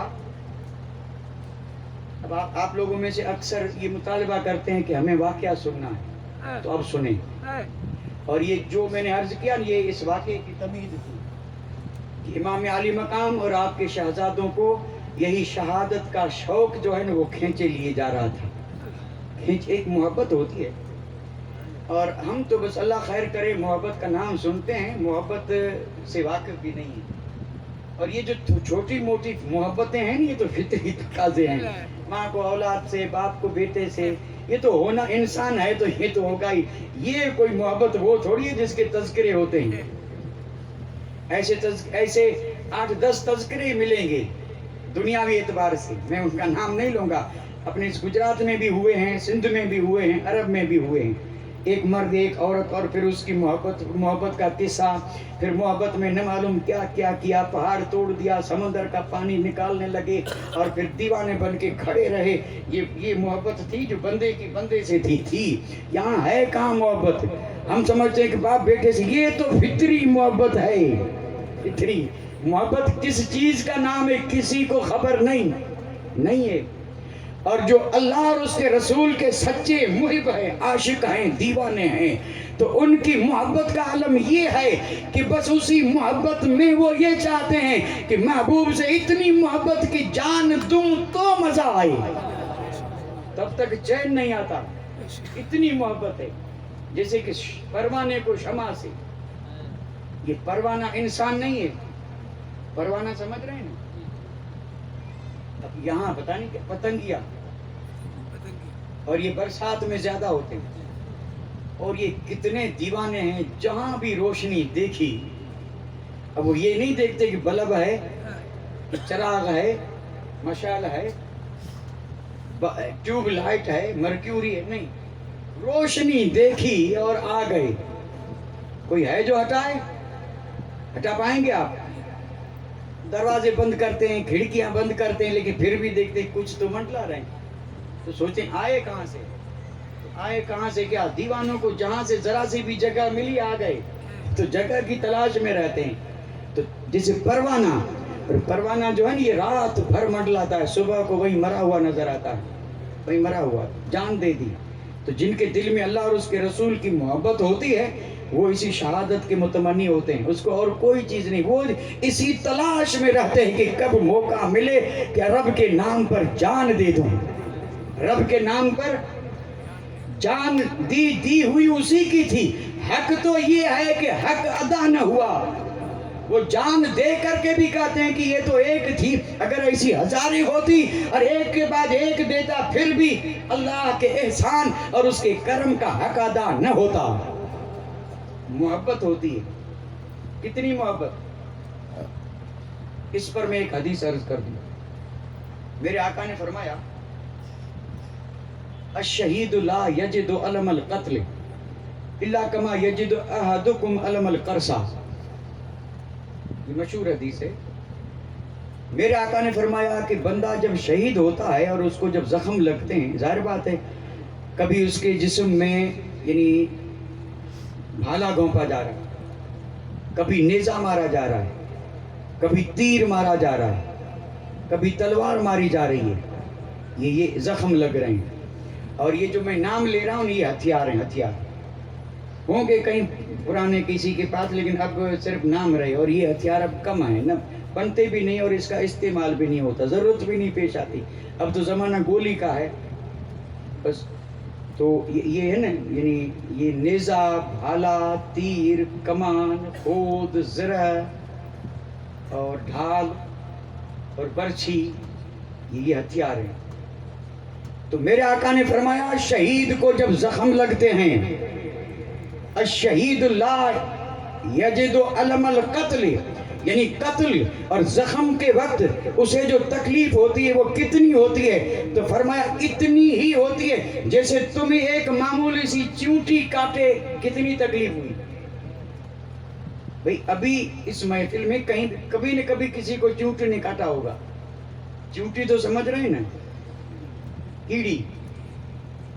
اور کیڑی جو ہے نا، کیڑی اس کی 150 قسمیں.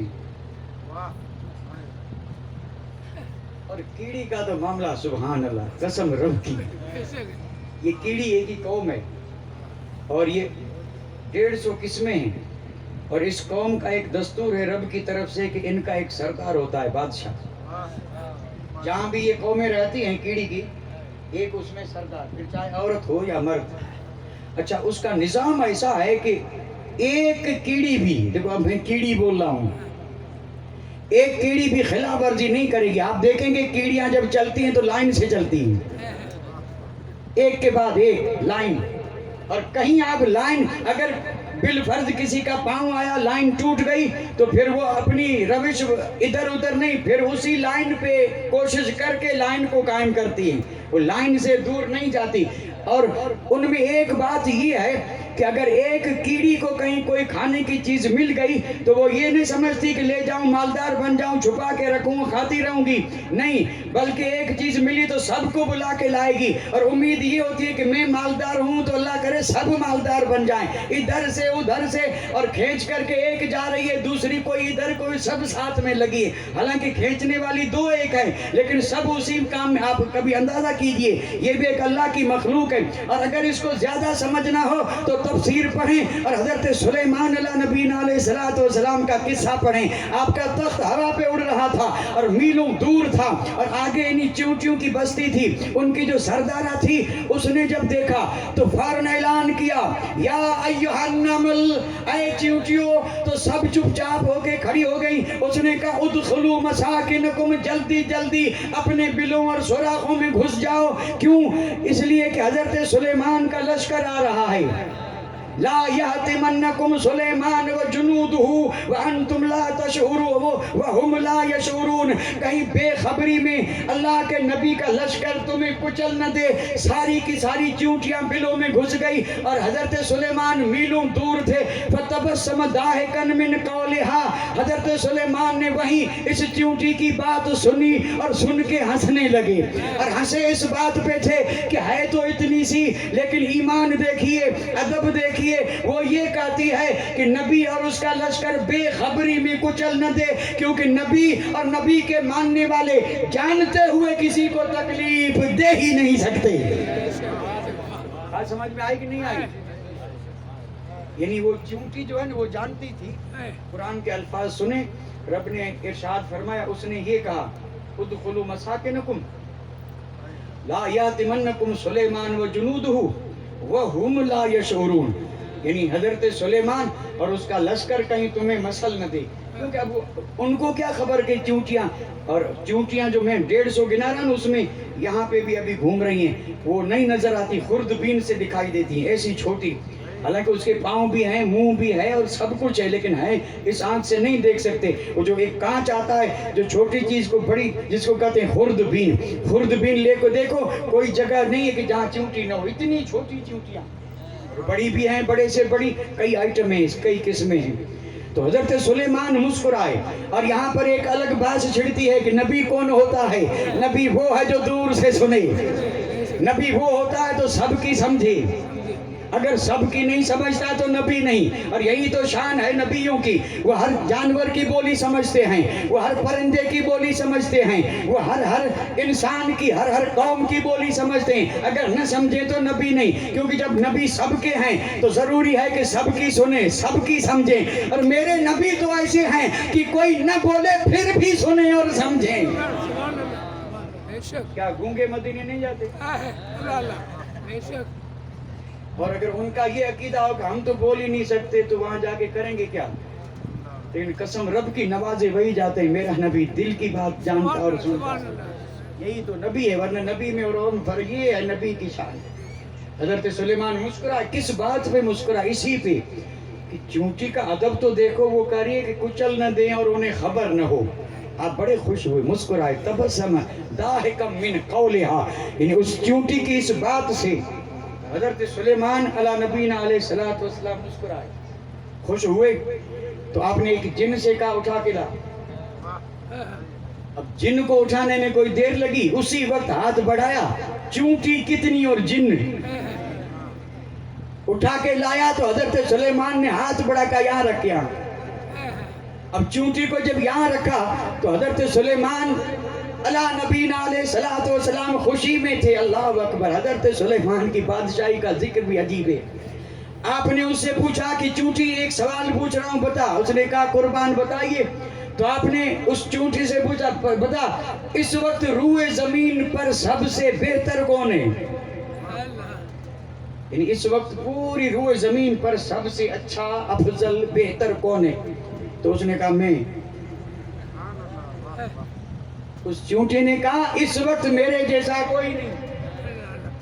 آپ نے فرمایا میں اللہ کا نبی، اور نبی بھی بادشاہ، اور مجھے حکومت ایسی ملی جو کسی کو نہیں ملی۔ دیکھنا ہوا پر میری حکومت ہے، اور میں جیسے چاہوں ویسے چلتی ہے، نیچے تو نیچے، اوپر تو اوپر، تیز تو تیز، آہستہ تو آہستہ، کہوں تو تخت زمین پہ رکھ دے، کہوں تو اٹھا لے، ادھر چل تو ادھر، ادھر چل تو ادھر، تجری بامرہ ہی۔ رب نے فرمایا ہوا کو ہم نے سلیمان کے تابع کر دیا۔ وہ ہوا چلتی تو ہے لیکن حضرت سلیمان کے حکم سے چلتی ہے، ہوا حکم سے چل رہی تھی۔ تو حضرت سلیمان نے کہا مجھے رب نے اتنی بادشاہی دی اور تو یہ کری، میں افضل ہوں۔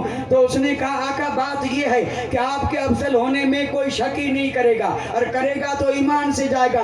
آپ تو افضل ہیں، بات آپ کی نہیں، آپ کو چھوڑ کر کے اور باقی جو ہیں ان کی ہے، اور میں ان باقی میں افضل اس لیے ہوں کہ نبی کی ہتھیلی میں اگر کوئی ہے تو میں ہوں اور کوئی نہیں۔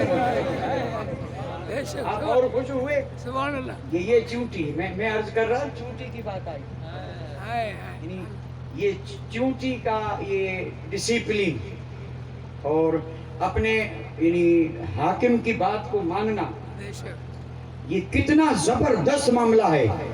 اور بات اگر آپ بھول گئے تو پھر یاد دلا دو، میرے آقا نے فرمایا تیر لگا، بھالا لگا، زخم لگا، ہاتھ کٹے، گردن کٹی، لیکن اسے تکلیف صرف اتنی ہوئی جیسے تم میں سے کسی کو چونٹی کاٹے، کتنی تک ماں کچھ بھی نہیں۔ بھائی ایک موٹا تازہ تگڑا آدمی، اور اس کو اگر چونٹی کہیں کاٹ لے تو کیا بڑی تکلیف ہوگی؟ احساس ہوگا اور مسل دے گا، بات ختم۔ وہ بھی گئی، درد بھی گیا، اور اگر اس سے پہلے نکل گئی تو وہ بچ گئی، اور اسے کوئی پرواہ نہیں، چاہے 100 کاٹ لیں مرے گا تھوڑے۔ ایک چونٹی کے کاٹنے سے تکلیف کتنی، آپ کہیں گے کچھ بھی نہیں، اور میرے آقا فرما رہے ہیں گردن کٹ رہی ہے، خون کے فوارے اڑ رہے ہیں، ہاتھ کٹ کٹ کے گر رہے ہیں، اور اسے تکلیف نہیں۔ تو پھر جب اس پر تبصرے کیے گئے مفسرین کرام نے کہا تکلیف کیوں نہیں ہوتی؟ تو کہتے ہیں کہ نشہ ہوتا ہے، نشہ تکلیف ہو کیسے وہ ہوتا ہے نشے میں. یہ نشہ دنیاوی شراب کا نہیں، یہ نشہ محبت الہی کا نشہ، محبت رسول کا نشہ. یہ عاشق صادق ہے، اسے اپنے رب سے رسول سے اتنی محبت ہے کہ اسی محبت میں یہ اتنا مدہوش ہے کہ ہاتھ کٹ رہے ہیں پتہ بھی نہیں چلتا، اعضاء کٹ رہے ہیں. اور اگر یہ بات سمجھ میں نہ آئے تو آج کے سائنسی دور میں آسانی سے سمجھ سکتے ہیں. اللہ بچائے، اگر کسی کا آپریشن ہو رہا ہو تو پہلے دوا سنگھاتے تھے، اب انجیکشن دیتے ہیں. انجیکشن دے دیا، آنکھیں کھلی ہیں، دیکھ رہا ہے اور وہ اپنا کام کر رہا ہے، لیکن اسے پتہ بھی نہیں چلتا کہ کیا کٹا کیا ہوا. پتہ چلتا ہے، اور اگر پتہ چلے تو اٹھ جائے، اور اٹھ جائے تو مر جائے. وہ آرام سے لیٹا ہے، حالانکہ دل کو نکال کے ادھر رکھ دیا، بھلے ایک لمحہ کے لیے ہو، لیکن اس کو پتہ نہیں چلا. کیوں نہیں چلا؟ تو آپ کہیں گے دوا سنگھا دی. یہ دنیا کی دوا سنگھا دیں، جسم کٹے پتہ نہ چلے، اور جسے محبت کی دوا سنگھا دی جائے. شہید وہ ہے جسے پتہ نہیں چلتا. کیوں نہیں چلتا؟ اس لیے کہ اس کی نظر میں صرف دیدار یار ہے اور وصال یار ہے.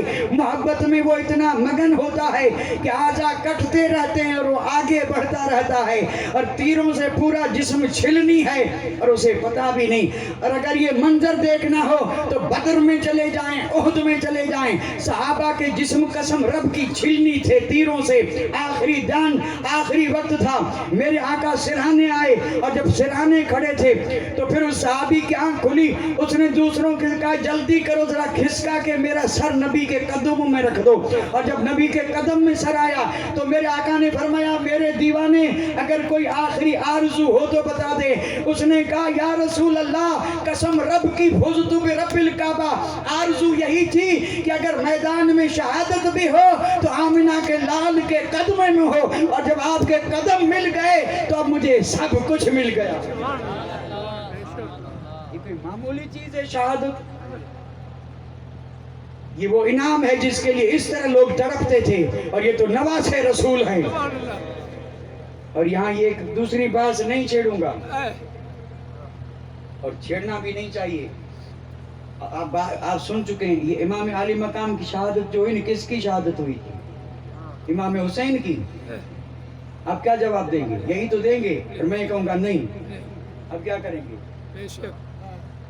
امام حسن کی شہادت جو ہوئی یہ کس کی شہادت تھی؟ آپ اور ہم یہی کہیں گے امام حسین کی تذکرے ہو رہے ہیں امام حسین کی شہادت کے. لیکن نہیں، اب دیں گے مجھے 1 گھنٹہ کہ میں اسی پہ بولوں؟ نہیں. ہے ہمت؟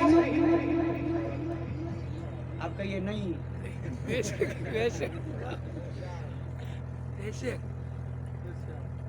یعنی ہاں بھی نہیں، نہیں بھی نہیں، یہ اور آسان ہے، اور یہ ہمت کا کام.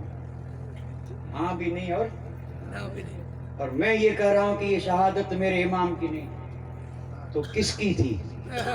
یہ مصطفیٰ جان رحمت کی تھی. یہ میرے نبی کی شہادت تھی. یہ چرچے بھی اس لیے ہیں اور یہ عظمتیں بھی اس لیے ہیں، اور زمانے کی گردش اس کے رنگ کو ہلکا نہیں کر سکی. وجہ یہی ہے کہ شہادت میرے نبی کی تھی. یہ شہادت کس کی تھی؟ نبی کی. کوشش کریں تو سمجھ میں آئے گا. اگلے انبیاء جو تھے نا، اگلے انبیاء، اس میں نبی شہید ہوئے یا نہیں ہوئے؟ ہوئے. کسی کو زہر دیا گیا، کسی کو قتل کر دیا گیا، اور شہادت انعام ہے. تو یہ انعام ان کو ملے اور مصطفیٰ کو نہ ملے تو وہ تو یہی کہیں گے نا کہ ہمارے نبی تمہارے نبی سے افضل ہیں. ہمارے نبی شہید ہوئے، تمہارے نبی شہید نہیں ہوئے. آئی بات سمجھ میں؟ اور دوسری بات یہ ہے کہ میرے آقا دعا مانگتے تھے، وَدَدْتُ أَنْ أُقْتَلَ فِي سَبِيلِكَ يَا اللَّهُ ثُمَّ أُحْيَا ثُمَّ أُقْتَلْ ثُمَّ أُحْيَا ثُمَّ أُقْتَلْ ثُمَّ أُحْيَا ثُمَّ أُقْتَلْ. نبی کی دعا رد ہوگی. میرے آقا دعا مانگتے تھے، مولا میں یہ چاہتا ہوں کہ مجھے تیری راہ میں قتل کیا جائے، پھر زندہ کیا جاؤں، پھر قتل کیا جائے، پھر زندہ کیا جاؤں، پھر قتل کیا جائے، پھر زندہ کیا جاؤں. نبی کی دعا رد نہیں ہوتی. یہ دوسری بات. شہادت ہے بڑا انعام. نبیوں میں تھا، اگر میرے نبی میں نہ ہو تو وہ کہیں کہ ہمارا نبی افضل، اور حال یہ ہے کہ سب سے اعلیٰ و بالا ہمارا نبی، سب سے اعلیٰ و اولا ہمارا نبی، سب سے بالا و والا ہمارا نبی۔ اور انبیاء سے کروں عرض اے مالکو کیا تمہارا نبی ہے ہمارا نبی؟ تو نبیوں نے جواب میں یہ کہا کہ جیسے سب کا خدا ایک ہے ویسے ہی ان کا ان کا تمہارا ہمارا نبی۔ اشارے سے اگر غور کریں گے تو بات کہاں سے کہاں جائے گی؟ نبیوں سے جب انہوں نے کہا نا امتیوں نے کہ جو ہمارا نبی ہے وہ کیا تمہارا بھی نبی ہے؟ تو انہوں نے کہا جیسے خدا سب کا ایک ہے نا ویسے ان کا ان کا ان کا ان کا، کیونکہ ان نزدیک والے کے لیے نہیں کہا جاتا، ان دور والے کے لیے، اور ہم سے زیادہ دور وہی آسمان والے ہیں۔ تو نبیوں نے کہا کہ جیسے سب کا خدا ایک ہے ویسے ہی ان کا تمہارا ہمارا نبی۔ یہ امتی نبیوں سے کہہ رہا ہے، ان کا تمہارا ہمارا نبی۔ یہ ہے آمنہ کے لال کی شان۔ تو جب سب سے اعلیٰ ہیں تو پھر شہادت اگر نہ ہو تو پھر یہ ایک فضیلت تو کم ہوئی یا نہیں؟ اچھا ایک بات یہ سمجھیں، دوسری بات پھر عرض کر رہا ہوں۔ یہ امت کو جتنی نعمتیں ملی کہاں سے؟ در رسول سے۔ لا رب العرش جس کو جو ملا ان سے ملا، سب کچھ ان سے ملا۔ تو اگر نبی شہید نہ ہو اور نبی کے پاس شہادت نہ ہو تو یہ جو اتنے شہید ہوئے ان کو یہ درجہ ملا کہاں سے؟ اگر نبی کی ذات میں نہ ہو اور یہ شہادت کا مقام میرے آقا کی ذات میں نہ ہو تو پھر جو کچھ ملا تو میرے آقا سے ملا ہے۔ لا رب العرش جن کو جو ملا ان سے ملا۔ بٹتی ہے کونین میں نعمت رسول اللہ کی، وہ جہنم میں گیا جو ان سے مستغنی ہوا ہے خلیل اللہ کو حاجت رسول اللہ کی۔ تجھ سے اور جنت سے کیا مطلب ہے منکر دور ہو، ہم رسول اللہ کے جنت رسول اللہ کی۔ تو میرے آقا کی ذات میں شہادت موجود تھی، یہ جو مقام ہے یہ میرے آقا کی ذات میں تھا، لیکن کسی کافر کے ہاتھ سے قتل نہیں ہوئے۔ اس کی وجہ یہ تھی کہ صحابہ پہرا دیتے تھے، رب کی رحمت جوش میں آئی، جبریل امین آیت لائے، رب نے فرمایا محبوب صحابہ سے کہا دو گھر جا کے آرام سے سو جائیں، واللہ یعصمک من الناس، تیرا رب تجھے لوگوں سے بچائے گا۔ اب ایک طرف یہ رب کا وعدہ تھا کہ تجھے رب بچائے گا، اور دوسری طرف شہادت تھی۔ تو اب شہادت ہوئی اس لیے نہیں کہ اگر شہادت ہو جاتی تو نعوذ باللہ یہ منکر کافر کہتے کہ تمہارے رب نے تو یہ کہا تھا نا میں بچاؤں گا، وہ میں نے قتل کر دیا۔ نہیں، یہ بھی اور وہ بھی اندازہ کرمائیں، شہادت کا مقام میرے نبی کی شہادت میں موجود تھا۔ دعائیں بھی مانگی، زخمی بھی ہوئے، بے ہوش بھی ہوئے، سارے اسباب پائے گئے۔ رہی بات روح نکلنے کی، نہیں نکلی، وجہ یہ تھی کہ رب کا وعدہ تھا واللہ یعصمک من الناس، اور پھر اللہ تبارک و تعالیٰ نے اسی شان کو ظاہر کرنے کے لیے فاطمہ الزہرا کو دو بیٹے عطا فرمائے، اور میرے نبی نے فرمایا یعنی ہما ابنایا و ابنا ابنتی، فرمایا یہ صرف فاطمہ کے بیٹے نہیں میرے بھی بیٹے ہیں۔ تو یہ حسن حسین ہوئے کیا؟ میرے اور آپ کے آقا تاجدار مدینہ کے بیٹے۔ ان بیٹوں کو اللہ تبارک و تعالیٰ نے مقرر کیا کہ جو شہادت کی شان مصطفیٰ کی ذات پاک میں موجود تھی جو ابھی ظاہر نہیں ہوئی تھی، اس کا ظہور ہوا حسنین کی ذات پر۔ ایک شہادت سری تھی، اس کا ظہور امام حسن پہ ہوا کہ زہر دیا گیا کسی کو پتہ نہ چلا، اور ایک شہادت جاری ہے جس کا ظہور کربلا میں نواز رسول امام حسین پہ ہوا۔ اگرچہ ظہور ان کی ذات پہ ہوا تھا لیکن یہ دونوں شہادتیں جو تھی یہ میرے نبی کی شہادتوں کا ظہور تھا۔ اس لیے اس شہادت کو اتنی عظمت ملی ہے، اتنی شان ملی ہے۔ تو امام عالی مقام کو اس دن کا انتظار تھا۔ اب وہ وقت آ گیا۔ اب میں واقعہ سننا چاہتے ہیں نا؟ اب میں واقعہ کیا کرے بھائی، واقعہ شروع کرتے ہیں پھر واقعے میں کوئی واقعہ آ جاتا ہے، اسی کے متعلق ہو تو چھوڑیں کیسے واقعہ؟ آپ کہتے ہیں واقعہ، تو یہ جو میں نے عرض کیا یہ سب اسی واقعے میں تو ہے، اور بغیر اس کے یہ واقعہ نہیں ہے، کیونکہ یہ تو واقعے کی بنیاد ہے۔ جب یہ نہیں سمجھیں گے تو واقعہ کیا سمجھیں گے؟ تو اب تک میں نے صرف اتنا ہی عرض کیا ہے کہ امام علی مقام کو اپنی شہادت کی خبر تھی اور اب جس چیز کا انتظار تھا وہ وقت آ گیا اور آپ نے اس کے لیے تیاری کی. اور سبب کیا بنا؟ سبب یہی بنا کہ یزید بیٹھا تخت پہ، اس نے کہا بیعت کر، اور اگر بیعت کر لیتے تو جان بچ جاتی، دین مٹ جاتی. اور پھر یزید نے یہ بھی کہا تھا کہ اگر حسین بیعت نہ کرے تو قتل کرو. تو آپ کو یہ بھی یقین تھا کہ شہید تو ہونا ہے، کہیں یہ نہ ہو جاؤں. آپ جانتے تھے کہ یہ مجھے شہید تو کریں گے لیکن یہاں تو ہوگا نہیں. میں جانتا ہوں کہ مجھے شہید کہاں ہونا. لوگ کہتے ہیں کہ مدینہ چھوڑا، یہ مکہ چھوڑا، بے شک چھوڑا، لیکن چھوڑا تھا کسی مقصد کے لیے. کسی کے چھوڑانے سے نہیں چھوڑا تھا، کوئی مقصد نظر میں تھا. لیکن فطری طور پہ آپ اندازہ فرمائیں، امام علی مقام نے مدینہ چھوڑا. کیا یہ آسان ہے؟ نہیں ہے نا. آج بھی جو امتی جاتا ہے نا وہ بھی چھوڑنے میں بڑا پریشان. اگر عاشق ہو تو رب عشق دے.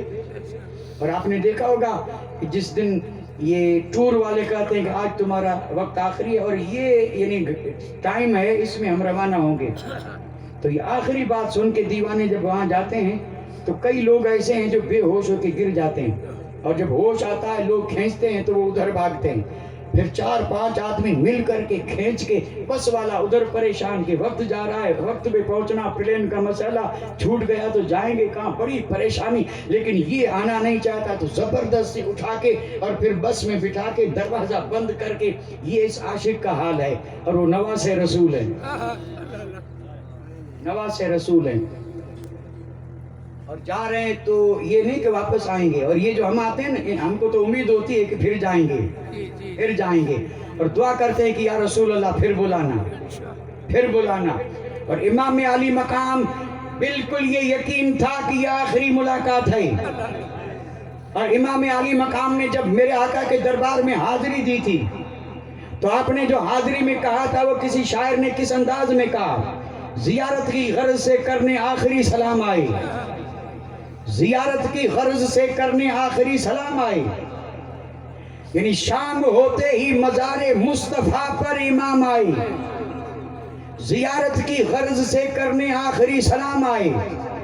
کہا رو کر اے تاجدار عالم امکان، اے سرور عالم، اے سرور ذیشان.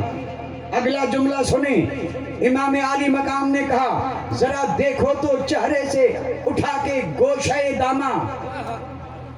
نہیں سمجھے نا تو کیا تو آپ کہتے ہیں واقعہ کر. اب اس کو نہیں سمجھے تو سمجھانا ہی پڑے گا نا. امام علی مقام نے کیا کہا، اس بند میں ہے نا، انہوں نے کہا ذرا دیکھو اٹھا کر چہرے سے گوشہ داماں. مطلب یہ ہے کہ مقدس نوری چادر کا پلو چہرے سے اٹھا کر کے دیکھو تو. امام علی مقام یہ عریضہ کریں اور مصطفیٰ نہ دیکھیں. اگر فاطمہ کے گھر میں امام حسین رونا شروع کریں تو مصطفیٰ گھر سے نکلیں اور فاطمہ سے آ کے کہیں رولانا مت، ان کا رونا مجھے پریشان کر دیتا ہے. یہ ہے حسین سے میرے آقا کا پیار، امام حسین رضی اللہ تعالیٰ عنہ سے پیار. اور آج وہی امام حسین روزے رسول پہ کھڑے ہیں اور عرض یہ کر رہے ہیں کہ ذرا دیکھو تو اٹھا کر گوشہ داماں، یعنی یہ جو آپ کی چادر کا پلو منہ مبارک پہ ڈال کے سوئے ہیں، ذرا یہ چادر اتار کر کے دیکھیں تو. اور کیا دیکھیں کہ حسین ابن علی پر تنگ ہیں آج طیبہ کی گلیاں. یا رسول اللہ، جسے آپ کندھے پہ بٹھاتے تھے اور جسے آپ سجدے میں پیٹھ پہ سوار کرتے تھے، جن کے رونے سے بے قرار ہو جاتے تھے، اور اگر قمیص کا یہ بند بھی تنگ ہو اور اس قمیص کے بٹن یا اس گلے کا گلے پہ نشان ہو تو آپ کہتے تھے کہ یہ کرتا مت پہنانا، حسین کے گلے پہ نشان ہو رہا ہے اور مجھے اس سے تکلیف ہو رہی ہے. آج وہی حسین ہے اور یہ کہہ رہا ہے کہ ذرا دیکھو تو چہرے سے اٹھا کر گوشہ داماں. حسین ابن علی پر تنگ ہیں آج طیبہ کی گلیاں. یزیدی دور ہے، اسلام ہے سرکار خطرے میں، اور نواسہ آپ کا ہے یا رسول اللہ دشمن کے نرغے میں. جب یہ عرض کیا ہوگا تو میرے آقا کیا ویسے ہی سوئے رہے ہوں گے؟ اعلیٰ حضرت جیسا عاشق جائیں، اعلیٰ حضرت جیسا. اور وہ یہ کہے کہ جاگتے میں دیکھنا چاہتا ہوں. 1-2 دن نہیں دیدار دیا تو بکھر گئے، دل ٹوٹ گیا. اور دل ٹوٹا تو کہنے لگے تیرا کون پوچھے، یہاں تو تیرے جیسے اعلیٰ حضرت کئی گھوم رہے ہیں. اور جب یہ دل ٹوٹا تب بات بنی. اور آج تک اور آج سے قیامت تک بات اس کی بنتی ہے جس کا دل ٹوٹے. اور یہاں دل تو سلامت ہیں، اب کیا بنے، کبھی بھی نہیں ٹوٹا. لیکن دل ٹوٹنا کیا سمجھے آپ نے؟ رہنے دیجیے.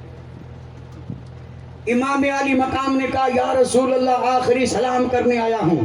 چہرے سے چادر ہٹائیں اور دیکھیں آج اسی حسین پر جس مدینے کی گلیوں میں کندھے پہ سوار کر کے اور ناز سے چلتے تھے، آج اس پر مدینے کی گلیاں تنگ ہیں اور باتیں دو ہیں.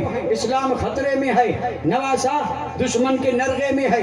اب میرا یہاں رہنا بڑا مشکل. کیوں؟ اس لیے کہ رہوں گا تو مجھے قتل کریں گے، مجھے قتل کریں گے تو خون بہے گا، خون بہے گا تو پاک سرزمین مدینے کی زمین پہ گرے گا. اور حسین گوارا نہیں کرتا کہ مسلمانوں کا خون بہے اور مدینے کی گلیاں رنگین ہوں. یا رسول اللہ جو تکلیف آئی، جو درد ہوا وہ سب گوارا ہے، لیکن مدینے کی حرمت پہ اور عظمت پہ حسین اور حسینی قربان ہیں. یہ ہے مدینہ. اور پھر آپ نے جو حکم دیا تھا، میں صرف اشارہ کرتا چلوں، آپ نے فرمایا یہاں پر خون ریزی نہیں کرنا ہے. اور جائیں کہاں؟ تو فرمایا مکے جائیں گے، کیونکہ امن والی جگہ ہے جہاں جوں کا مارنا بھی جائز نہیں ہے اور جہاں پر درخت کے پتے توڑنا بھی جائز نہیں ہے. رب نے فرمایا من دخل کان آمینہ، جو اس میں داخل ہوا امن والا ہو گیا. آپ نے کہا مکے جا رہا ہوں اور وہاں پر زندگی پر امن سے بیٹھا رہوں گا، مجھے کسی سے کوئی لڑنا جھگڑنا نہیں. اسی ارادے سے جا رہے تھے. اور جا کب رہے تھے؟ بزرگوں نے لکھا ہے کہ مدینہ منورہ میں ایک گھاٹی ہے جس گھاٹی کا نام ہے سنیت الوداعی. اور سنیت الوداعی کی گھاٹی کی شان یہ ہے کہ عربوں کا دستور تھا، بڑا پرانا دستور تھا، جب سے مدینہ بسا تب کا دستور تھا. یہ گھاٹی جو ہے اس کی شان یہ تھی کہ اگر باہر سے کوئی آتا، معزز مہمان آتا، تو مدینے کے باشندے اس کی آمد کی خبر سن کر کے اور اس کے استقبال کے لیے اس گھاٹی تک جاتے اور گھاٹی کے پاس جا کر کے رک جاتے. اور جب وہ آتا تو کہتے مرحبا مرحبا. یہی دستور تھا. اور مدینے سے اگر کوئی الوداع کر کے جاتا تو لوگ اس کو الوداع کرنے کے لیے اسی گھاٹی تک آتے اور یہیں اس کو الوداع کہہ کے کہتے فی امان اللہ، جاؤ اللہ حافظ. الوداعی گھاٹی بھی یہی ہے اور استقبال کی گھاٹی بھی یہی ہے. اللہ اکبر. اس گھاٹی نے منظر تو بہت دیکھے، لیکن دو منظر ایسے دیکھے کہ دنیا میں کسی گھاٹی نے نہیں دیکھے. وہ دو منظر یہ تھے کہ ایک منظر اس نے یہ دیکھا تھا، میرے اور آپ کے آقا مکے پاک سے ہجرت کر کے آ رہے ہیں، مدینے والے انتظار کر رہے ہیں آج آئیں یا کل آئیں. اور پھر جب ایک یہودی نے کہا تھا کہ تمہیں جس کا انتظار تھا وہ آ رہے ہیں، یہ سن کر کے سارے لوگ گھر سے نکلے تھے.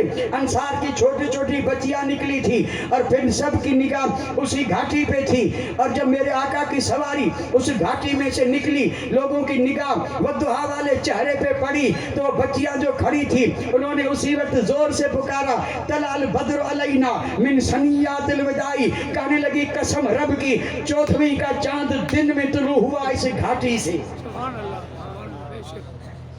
اور جب یہ چاند طلوع ہوا تو حدیثیں اٹھا کر کے دیکھیں، میرے آقا جیسے جیسے بڑھ رہے تھے مدینے کے در و دیوار روشن ہو رہے تھے اور خوشیوں کا کوئی اندازہ نہیں تھا. صحابہ بھولے نہ سمائیں اور پھر سب یہی چاہتے تھے کہ سواری میرے گھر بیٹھے. میرے آقا نے فرمایا میں اگر کہوں تیرے گھر بیٹھے گی تو دوسروں کا دل دکھے گا. آپ نے فرمایا سنو، میری یہ اونٹنی جو ہے معمور من اللہ ہے، یہ اللہ کے حکم پہ چل رہی ہے اور اللہ نے اسے حکم دے دیا ہے، اس کی مہار چھوڑ دو، جہاں یہ بیٹھے گی اس کے گھر مصطفیٰ کا یعنی یہ ٹھکانہ ہوگا. اور آپ 12 سن چکے. اونٹنی چلتی رہی، صحابہ دیکھتے رہے اور آرزویں اور امنگیں جو ہیں وہ کروٹیں بدلتی رہی. اور اونٹنی چلتے چلتے جب آیا حضرت ابو ایوب انصاری کا گھر تو گھر کے سامنے اونٹنی بیٹھی اور مصطفیٰ حضرت ابو ایوب انصاری کے گھر جلوہ فرما ہوئے. ایک منظر تو اس گھاٹی نے یہ دیکھا تھا اور ایک منظر یہ ہے کجاوے کسے جا رہے ہیں، گھر کا سامان سمیٹا جا رہا ہے. اور پھر سب کو یہ اطلاع دی تھی، چھوٹے ہو یا بڑے، اور اگر شہزادیاں ہوں، بہنیں ہوں یا ازواج مطہرات ہوں اور بیٹیاں ہوں، سب سے کہا جا رہا ہے کہ گھر خالی کرو، اب یہاں سے چلنا ہے. گھر خالی ہو رہے ہیں، سامان باندھا جا رہا ہے، لوگ سو رہے ہیں، رات بیت رہی ہے. رات کا پچھلا پہر ہے. نواز رسول جس کے صدقے میں دنیا کو نعمتیں ملی اور مل رہی ہیں، لیکن جب آئی امتحان کی گھڑی تو پھر روزے رسول پر آخری نظر ڈال کے امام حسین کا قافلہ چلا، اور جب یہ گھاٹی آئی ہے گھاٹی، تو گھاٹی نے بھی رو کے کہا تھا حسین یہاں سے میں نے آمنہ کا چاند طلوع ہوتے دیکھا تھا، اور آج یہ کیا دیکھ رہی ہوں کہ فاطمہ کا چاند اسی میں غروب ہو رہا ہے۔ آپ نے کچھ بھی غور نہیں کیا؟ غور کرتے کیسے؟ میں نے مہلت ہی نہیں دی۔ اگر میں بیچ میں کہیں سانس لیتا نا تو آپ غور بھی کر لیتے ہو۔ میں نے تو یہ یعنی ایک ہی سانس میں، اور کیوں اب یہ اس طرح نہیں چلیں گے تو پہنچیں گے کیسے؟ آپ تو فجر کر رہے ہیں، میں تو کہنا کل زور تک بھی پہنچ جائیں تو اچھا ہے، لیکن جب تک نہیں پہنچیں گے اٹھیں گے نہیں، یہ سن لیں۔ ہمیشہ آپ یہ کہتے ہیں کہ وقت نہیں، تقریر نہیں ہوتی، ہو رہی ہے، ہمیں یہ واقعہ پورا کرنا ہے، فجر یہیں پڑھ لیں گے، کوئی حرج نہیں۔ اور اس وقت اگر کوئی پانی کے لیے جانا چاہے تو اسے اجازت ہے، بھلے پانی لے آئے، کیونکہ وضو کرنا پڑے گا نا فجر کے لیے۔ سواری چلی، سبحان اللہ۔ اور راوی لکھتے ہیں کہ امام علی مقام مڑ مڑ کر کے روزے رسول کو دیکھتے، جب تک میرے آقا کا روزہ نظر آتا رہا تب تک مڑ مڑ کے، اور آنکھیں اشک بار تھی۔ کتنا غم ہوا ہوگا، کتنا درد ہوا ہوگا، سب کچھ تو یہی تھا۔ اور میں نے وہیں سے بات، یہ نہیں کہ صرف روزے رسول پہ گئے تھے، فاطمہ الزہرا کے پاس بھی گئے تھے نا، اپنے ماموں حضرت ابراہیم کے پاس بھی گئے تھے، سب سے تو الوداع کیا ہوگا، اور سب نے کوئی سوئے سوئے تھوڑے کہا ہوگا خدا حافظ، سب نے سینے سے لگا کے اور دعائیں دے کے اور کہا ہوگا کہ اللہ تجھے کامیابی دے، اجر اور صبر عطا فرمائے۔ اب یہ قافلہ چلا، اور یہ تاریخ تھی شعبان کی 4۔ کون سی تاریخ تھی؟ اور شعبان مہینہ رمضان سے پہلے آتا ہے، اس کے بعد شعبان اور رمضان ہے، پہلے شعبان پھر رمضان پھر شوال پھر ذی القعدہ پھر ذی الحجہ پھر محرم۔ اور ہمیں چاہیے کہ اسلامی مہینوں کے نام سب یاد کریں، چاہے مرد چاہے عورت، اور ہر مہینے کا چاند ضرور دیکھیں، دیکھ کر کے دعائیں پڑھیں تاکہ مہینہ خیر سے گزرے۔ ہم دیکھتے بھی نہیں، پڑھتے بھی نہیں، اور پھر تکلیفیں آتی ہیں تو شکوے شکایت کرتے ہیں، کیوں نہ چاند دیکھ کر کے دعا پڑھ لی ہوتی، محفوظ ہو جاتا۔ کسی نے روکا تھا کیا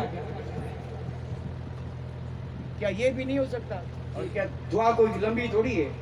اللہم اہل علینا بالامن والایمان والسلامت والسلام، اور پھر چاند سے مخاطب ہو کر کے کہیں ربی و ربک اللہ یا ہلال، اے چاند خبردار، جو تیرا رب ہے نا وہی میرا رب ہے، کہیں ستانا مت۔ یہ حدیث میں دعا یہ آئی ہے، پہلے تو دعا مانگی، اللہم اہل علینا بالامن والایمان والسلامت والاسلام، ربی و ربک اللہ یا ہلال، اے چاند جو تیرا رب ہے وہ اس فقیر بندے کا بھی رب ہے۔ چیلنج نہیں ہوا تو کیا ہوا؟ اور اس طرح جو دعائیں مانگے کیا کوئی تکلیف آئے گی؟ ہمارے پاس دامن میں کچھ نہیں، اور شکوہ شکایت اور یہ وہ، یہ کوئی طریقہ تھوڑے ہے۔ امام علی مقام یہ شعبان کی 4 تاریخ کو یہاں سے روانہ ہوئے اور پہنچے کہاں؟ مکہ پاک، امن والی جگہ، اللہ اکبر۔ یہ وہ گھر ہے جس کے اوپر رات دن تجلیات برستی رہتی ہیں، اور امام علی مقام وہاں پہنچے تو یہ نہیں کہ وہاں ان کا کچھ نہیں تھا، خود ان کے گھر وہاں تھے۔ آپ اندازہ فرمائیں ام المؤمنین حضرت خدیجہ الکبریٰ کا گھر کہاں تھا؟ مکے میں۔ مولا علی خواجہ ابو طالب کا گھر کہاں تھا؟ تو یہ تو سب یہاں سے تو ہجرت گئے تھے، گھر تو سب وہیں تھے، تو آئے کہاں؟ اپنے گھر میں آئے، گھر میں آئے، پھر وہی ان کی یادیں جو ہیں وہ سہارا بن گئی۔ اور یہ چونکہ شعبان کا مہینہ تھا، اور تب لوگ حج کے لیے 4-5 مہینے دیتے تب جا کے پہنچتے تھے۔ اب پہنچتے ہیں 4.5 گھنٹے میں، بمبئی سے بیٹھے 4.5 گھنٹے میں جدہ، پھر جو وقت لگا لیکن کم از کم 1 دن میں تو پہنچ ہی جاتے ہیں سیدھے مکے پاک، اتنی آسانی۔ اور پہلے لوگ پیدل سواریوں پہ، اور حج جو ہے نا وہ ان کا تھا، حج یہ بھی ہے لیکن حقیقت میں حج ان کا تھا۔ حج ہے کیا؟ حج یہ ہے کہ یہ مومن جو ہے نا اپنے رب کا دیوانہ ہے، دیوانہ ہے، اب چونکہ دیوانہ بن تو نہ سکا، رب نے فرمایا تو تو نہیں بن سکا، میں تجھ پہ ایک فرض ایسا رکھتا ہوں کہ جس میں تجھے دیوانہ بن کے ہی آنا پڑے گا۔ حج یہی ہے، یہ کرم ہے اللہ کا۔ دیوانہ جو ہوتا ہے نا اس کو اپنے جسم کی خبر نہیں رہتی، بال بڑھ جاتے ہیں، میلا کچیلا، ناخن بڑے ہوئے، کپڑے پھٹے ہوئے، یہ پاگل دیوانے کا حال یہی ہوتا ہے نا۔ تو حج میں کیا ہے، احرام باندھنے کے بعد بال نہ ٹوٹے، ناخن مت کاٹو، میل مت اتارو، اور اسی میں رہو 40-50 دن۔ اگر اسی احرام میں کوئی آدمی رہے، اور یہ پہلے احرام باندھ کے چلتے تھے اور مہینوں تک احرام بندھا رہتا تھا، اور ہو جاتے تھے کیسے، دیکھنے والا سمجھتا دیوانہ ہے، لیکن رب نے فرمایا کہ یہ دیوانہ نہیں ہے، یہ مومن ہے۔ لیکن چونکہ مومن کو ہونا چاہیے اللہ اور اس کے رسول کا دیوانہ، یہ تو نہ بن سکا، لیکن میں نے اسے بنا کے دکھا دیا کہ دیکھو دیوانہ بن کے آ رہا ہے۔ اور جب دیوانہ بن کے آ رہا ہے تو انعام بھی وہ دوں گا کہ جب واپس جائے گا تو ایسے جائے گا جیسے ماں کے پیٹ سے آج جنما ہے۔ یہ حج تھا۔ تو امام علی مقام وہاں پہنچے تو زمانہ حج کا تھا، چاروں طرف سے حاجی آ رہے تھے، اور جب انہیں پتا چلا کہ نواز رسول اللہ اکبر امام حسین یہاں آئے ہوئے ہیں، ان کی خوشی کا کوئی ٹھکانہ نہ رہا۔ وہ کہنے لگے کہ اس بار تو حج اکبر ہی ہوگا۔ حج اس وقت ہمارے یہاں پتہ نہیں کس کو حج اکبر ہی کہتے ہیں، کہتے تو ہے نا حج، اور اس میں لوگ بڑا فخر کرتے ہیں اور کہتے ہیں کہ میں نے حج کیا تھا وہ حج اکبر ہی تھا، حالانکہ وہ یہ بھی نہیں جانتے کہ حج اکبر ہی کہتے کس کو ہی۔ جہاں تک میرا خیال ہے لوگ سمجھتے ہیں کہ یعنی 9 تاریخ جو حج ہے، عرفہ کا دن 9 تاریخ جو عرفات میں کھڑے ہوتے ہیں، چاہے ایک لمحہ وہی حج ہے، وہ اگر جمعے کا دن ہو تو کہتے ہیں کہ حج اکبر ہے، یہ حج، حالانکہ حدیث پاک میں اس کو حج اکبر نہیں کہا گیا۔ اللہ تعالیٰ نے دی دولت اور مومن پہ ہوا حج فرض، اور پھر اس نے اس حج کو جا کے پڑھا، یہی حج اکبر ہے۔ یہ کیا ہے جو اس پہ فرض ہے، یہ حج اکبر ہے۔ اور حج پڑھنے کے بعد پھر دولت تھی، زیارت کے لیے گیا جس کو عمرہ کہتے ہیں، یہ حج اصغر ہے یہ بھی حج، لیکن وہ بڑا حج ہے، یہ چھوٹا حج ہے۔ اصغر اور اکبر، چھوٹا اور بڑا۔ تو جمعے والے کو اگر اکبر کہتے ہیں تو پھر اصغر کون سا؟ یہ سب بنی بنائی باتیں، اور یہ وہ ہیں جس کو لوگوں نے، جس کو کہتے ہیں گرہ لگا دی، کئی چیزوں پہ گرہ لگ چکی ہے، اب اسے چاہے جتنا کھولو کھلے گی نہیں کھل گی۔ اور کچھ لوگوں نے اس کی مثال دی ہے کتے کی دم کی، نہیں دینا چاہیے لیکن عرض کر رہا ہوں، کتے کی دم، کتے کی دم سمجھے؟ پونچھ، کتے کی پونچھ ہوتی ہے نا، یہ ٹیڑھی ہوتی ہے، ٹیڑھی، اور اس میں خاصیت یہ ہے کہ چاہے جتنی کوشش کرو یہ سیدھی ہوگی نہیں۔ اگر بالکل سیدھا کر کے زمین میں دبا کے پتھر کا وزن دے کے چھوڑ دو، پڑی رہے، سالوں پڑی رہے، لیکن پھر اگر زمین کو ہٹا کے نکالو گے تو پھر وہی ٹیڑھی کی ٹیڑھی، پھر وہی ٹیڑھی کی۔ تو اس طرح جو ٹیڑھے سیدھے نہیں ہو رہے ہیں ان کو کہا جاتا ہے یہ تو کتے کی دم ہے، چاہے جتنی کوشش کرو یہ سیدھی ہونے والی نہیں ہے، یہ سیدھی ہونے والی نہیں ہے۔ تو لوگوں نے کہا حج ہوگا ایسا کہ سبحان اللہ، ایک طرف دیدار کریں گے بیت اللہ کا اور دوسری طرف دیدار کریں گے نواز رسول اللہ کا۔ اب لوگ خوش تھے، اور ادھر اللہ کی قدرت دیکھیں، امام علی مقام جب آئے مکہ پاک میں، اور جب کوفے والوں کو پتا چلا، جو شیعہ علی ہیں، حضرت علی کی جماعت، انہوں نے یزید کے ہاتھ پہ بیعت نہیں کی تھی، اور وہ چاہتے یہ تھے کہ اس کے ہاتھ پہ بیعت نہ کریں۔ پتا چلا کہ امام سے بھی مطالبہ ہوا تھا، انہوں نے بیعت نہیں کی، مدینہ چھوڑا، مکہ پاک آ گئے۔ تو انہوں نے ایک میٹنگ بلائی اور جا کر کے ایک جگہ جمع ہوئے، ایک کو اپنا خلیفہ اور نائب بنایا، سردار بنایا، اور پھر سردار بنا کر کے انہوں نے یہ مشورہ کیا کیوں نہ امام حسین کو بلائیں، وہ یہاں آئیں، ہم ان کے ہاتھ پہ بیعت کریں، امیر برحق وہی ہیں، خلافت ان کی ہے، امامت ان کی ہے، امارت ان کی ہے، ہے دین انہوں نے دیا. اب انہوں نے اس پر متفق ہو کر کے کہا ہم یزید کے ہاتھ پہ بیعت نہیں کریں گے کیونکہ وہ فاسق ہے, فاجر ہے, شرابی ہے, زانی ہے, دین کے احکام کو مٹا رہا ہے. اس نے تو ایسے ایسے کام کیے کہ اللہ کی پناہ ہم ڈرتے ہیں کہ کہیں اس کے کرتوتوں پر ہم پر پتھر نہ برسیں, اللہ ہمیں بچائے, ہم اس کے ہاتھ پہ بیعت نہیں. اب دعوتیں لکھی امام علی مقام کو کہ آپ آئیں ہم آپ کے ہاتھ پہ بیعت کریں گے. ایک روایت میں 150 اور ایک روایت میں 1200 خط لکھے, 1200 عرضیاں لکھی کہ اے ابن رسول خدا کا واسطہ جلدی آئیں ہم آپ کے ہاتھ پہ بیعت کریں گے اور ہم اس کے ہاتھ پہ بیعت کرنے والے ہرگز نہیں. اب یہ خط آنے لگے تو امام علی مقام نے 1 2 3 150 خط جب آئے تو آپ سوچ میں پڑ گئے.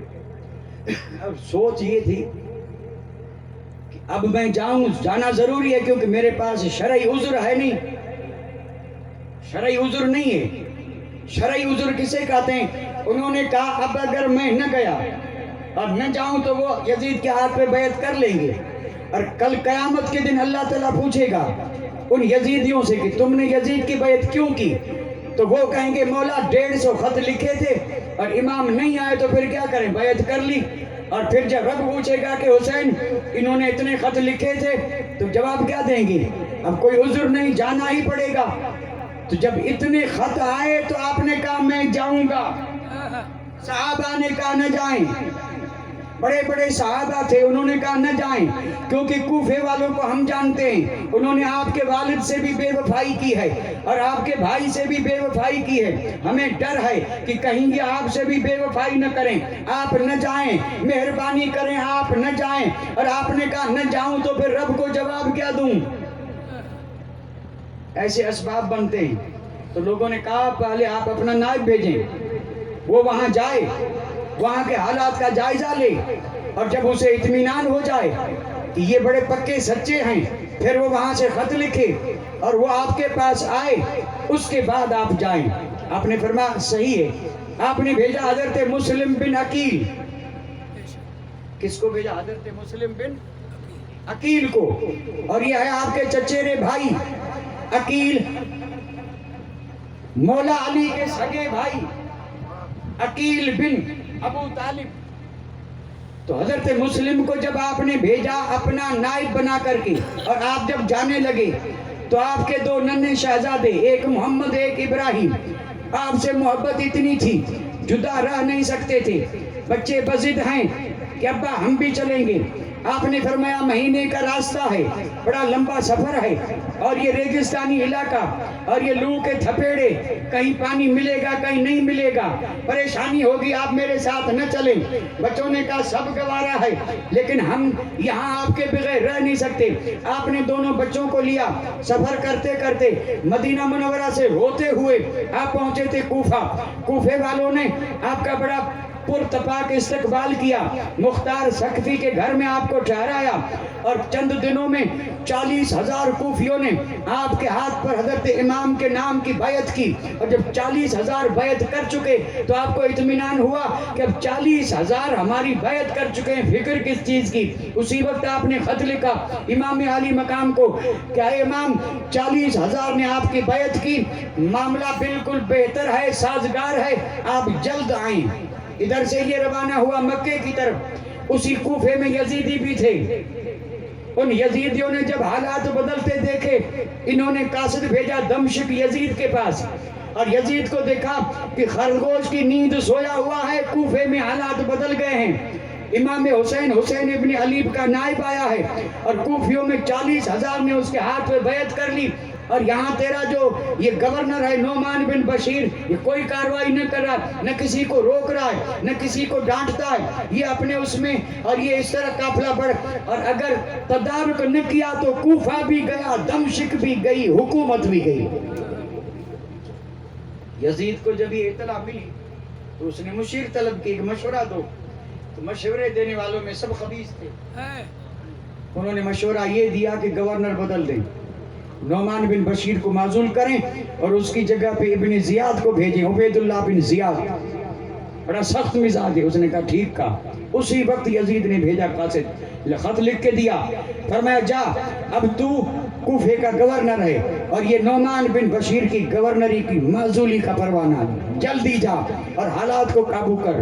اور یہ بدبخت تو تھا، دشمن تو پہلے ہی سے تھا، موقع ملا، اب یہ یہاں سے چلا، لشکر ساتھ لیا، قادسیہ جب پہنچا تو لشکر کو وہیں ٹھہرایا، 50 آدمی ساتھ لیے، اور پھر آہستہ آہستہ چلتے، دن غروب ہونے کو جا رہا تھا۔ کوفہ جب نزدیک آیا، کہا رکو، اس نے رک کر کے حجازی لباس پہنا، سر پہ کالا امامہ باندھا، اور امامہ باندھ کر کے اونٹ پہ سوار ہوا، گھوڑے پہ نہیں، اور پھر راستہ بدل دیا، کوفے میں اسی راستے سے گیا جو حجاز سے اور مدینے اور مکہ پاک سے آتا تھا، اسی راستے سے۔ بالکل مغرب کا وقت ہو چکا تھا، تھوڑا سا اندھیرا تھا، اونٹ پہ سوار ہیں، حجازی لباس ہے، سر پہ کالا امامہ ہے، لوگوں کو انتظار تھا حسین ابن علی آ رہے ہیں، وہ سمجھے کہ امام حسین آئے، ادھر سے ادھر سے لوگ نکلنا شروع ہو گئے اور صدائیں بلند ہوئی، مرحبا یا ابن رسول اللہ، مرحبا یا ابن رسول اللہ۔ اب اونٹ پر سوار ہے اور آگے لوگ جمع ہوتے گئے، گھروں سے نکلتے گئے، راستہ بند ہو گیا، اور جب راستہ بند ہوا تو کسی نے کہا کہ اگر تو نے اپنا تعارف نہ کروایا تو گورنمنٹ ہاؤس تک پہنچتے پہنچتے فجر ہو جائے گی۔ تو کہا کیا کروں؟ فرمایا اعلان کر دے، اور لوگوں سے کہا دے ہٹ جاؤ، ابن رسول نہیں ابن زیاد آیا ہے، تمہارا گورنر بن کے آیا ہے، ہٹاؤ، ابن زیاد ہے۔ جانتے تو تھے، نام سنتے ہی ہٹ گئے، اور یہ سیدھے پہنچا گورنمنٹ ہاؤس میں، اور حضرت نعمان بن بشیر کو پروانہ دکھا کے کہا چھوڑ دے کرسی، اب گورنر میں۔ وہ صحابی رسول تھے، محب اہل بیت تھے، انہیں ہٹا دیا۔ ابن زیاد اب کوفے کا گورنر ہے۔ اس نے پہلا کام یہ کیا، کوفے میں جتنے بھی قبیلے تھے، ان قبیلوں کے جتنے سردار سے سب کو طلب کیا کہ سب سے کہا آؤ، کوفے کا گورنر تمہیں گورنمنٹ ہاؤس میں بلا رہا ہے۔ سارے سردار آ گئے، بڑے بڑے، ہر قبیلے کا سردار۔ ذہن دیکھیں، ذہن اس کی نظر صرف اس حال پہ نہیں، آگے بھی تھی، اور کامیاب وہی ہوتا ہے جو آگے نظر رکھے۔ بظاہر صرف حال نہیں، مستقبل بھی نظر میں رہے۔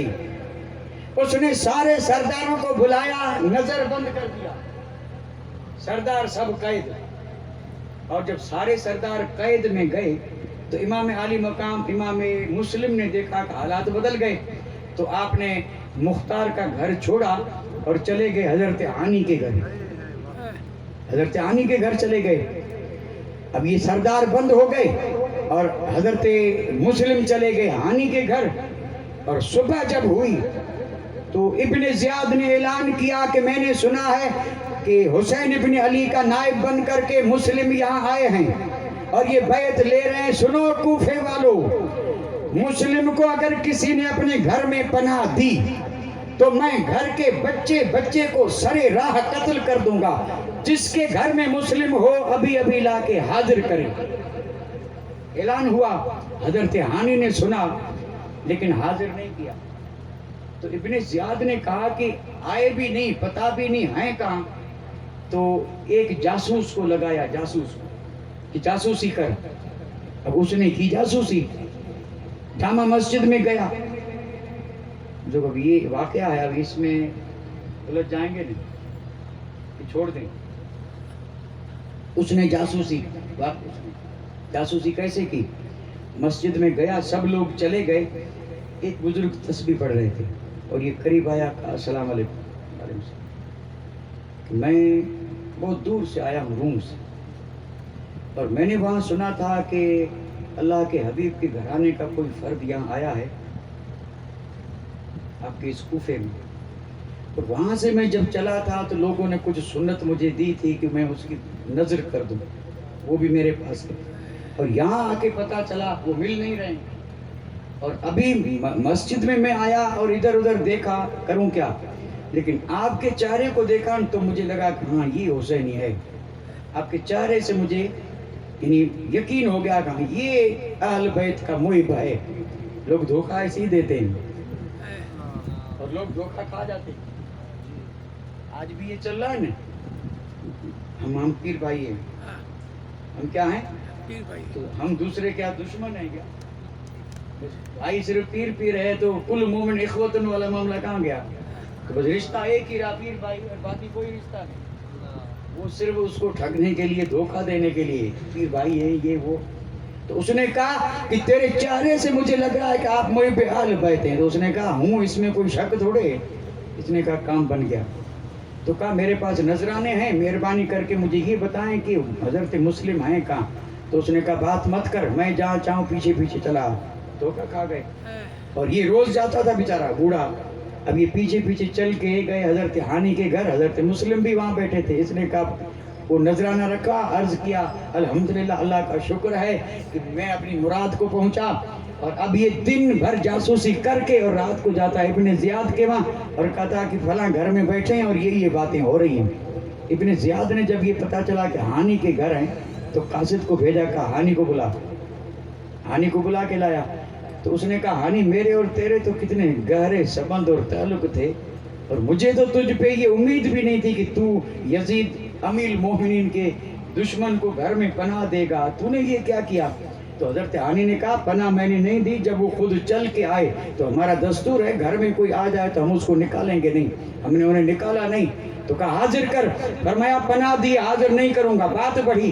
ابن زیاد کے ہاتھ میں جو چھڑی تھی وہ انہوں نے اس کے سر پہ ماری اور ان کے سر میں زخم ہوا، خون بہا. کوفے میں یہ افواہ پھیلی ابن زیاد نے ہانی کو قتل کر دیا. ہانی کوفے کے بڑے معتمد آدمی تھے اور جیسے افواہ پھیلی سارے لوگ گھروں سے نکل آئے. امام مسلم نے کہا ہوا کیا؟ لوگوں نے کہا ہانی قتل ہو گیا. آپ بھی تلوار لے کے نکلے. اب امام مسلم تھے اور 40,000 کا لشکر تھا اور کوفے کا گورنمنٹ ہاؤس تھا. اور جب گھیراؤ کر لیا، اب اگر حکم دیتے کہ بلا سوچے سمجھے حملہ کر دو، چند منٹ میں یہ بھی فتح ہو جاتا اور دمشق بھی فتح ہو جاتا، یزیدی بادشاہت ختم ہو جاتی. لیکن یہ وہی کر سکتا تھا جو ظالم ہو، اور یہاں ظالم نہیں بلکہ عادل تھے. عدل کو پھیلانا چاہتے تھے. امیر عادل بن کر کے چاہتے تھے کہ خون ریزی نہ ہو اور بات چیت سے معاملہ سلجھ جائے. اور اسی موقع کا فائدہ اٹھاتے ہوئے ابن زیاد خبیث نے کیا کیا؟ وہ جو سردار نظر بند رکھے تھے انہیں بلایا. انہیں بلا کر کے کہا سن رہے ہو باہر کی آوازیں؟ یہ سب تمہارے قبیلے ہیں، میرے نہیں ہیں. یہ سب تمہارے عزیز ہیں جو باہر گھیراؤ کیے اور حضرت مسلم کی سرکردگی میں یہ گورنمنٹ ہاؤس فتح کرنے آئے. سن لو، تم انہیں یہاں سے بھگا دو. اگر وہ نہیں گئے تو تم میں سے کوئی باہر نہیں جائے گا، سب کے سر قلم کر دوں گا. اب سردار کریں کیا؟ ابن زیاد نے کہا کہ فصیل پہ چڑھ جاؤ اور اپنے عزیزوں سے کہو کہ اگر ہماری جان چاہتے ہو تو چلے جاؤ، ورنہ آپ یہ قلعہ بعد میں فتح کریں گے اور تیرے سرداروں کے سر پہلے قلم کیے جائیں گے. جان تو سب کو پیاری.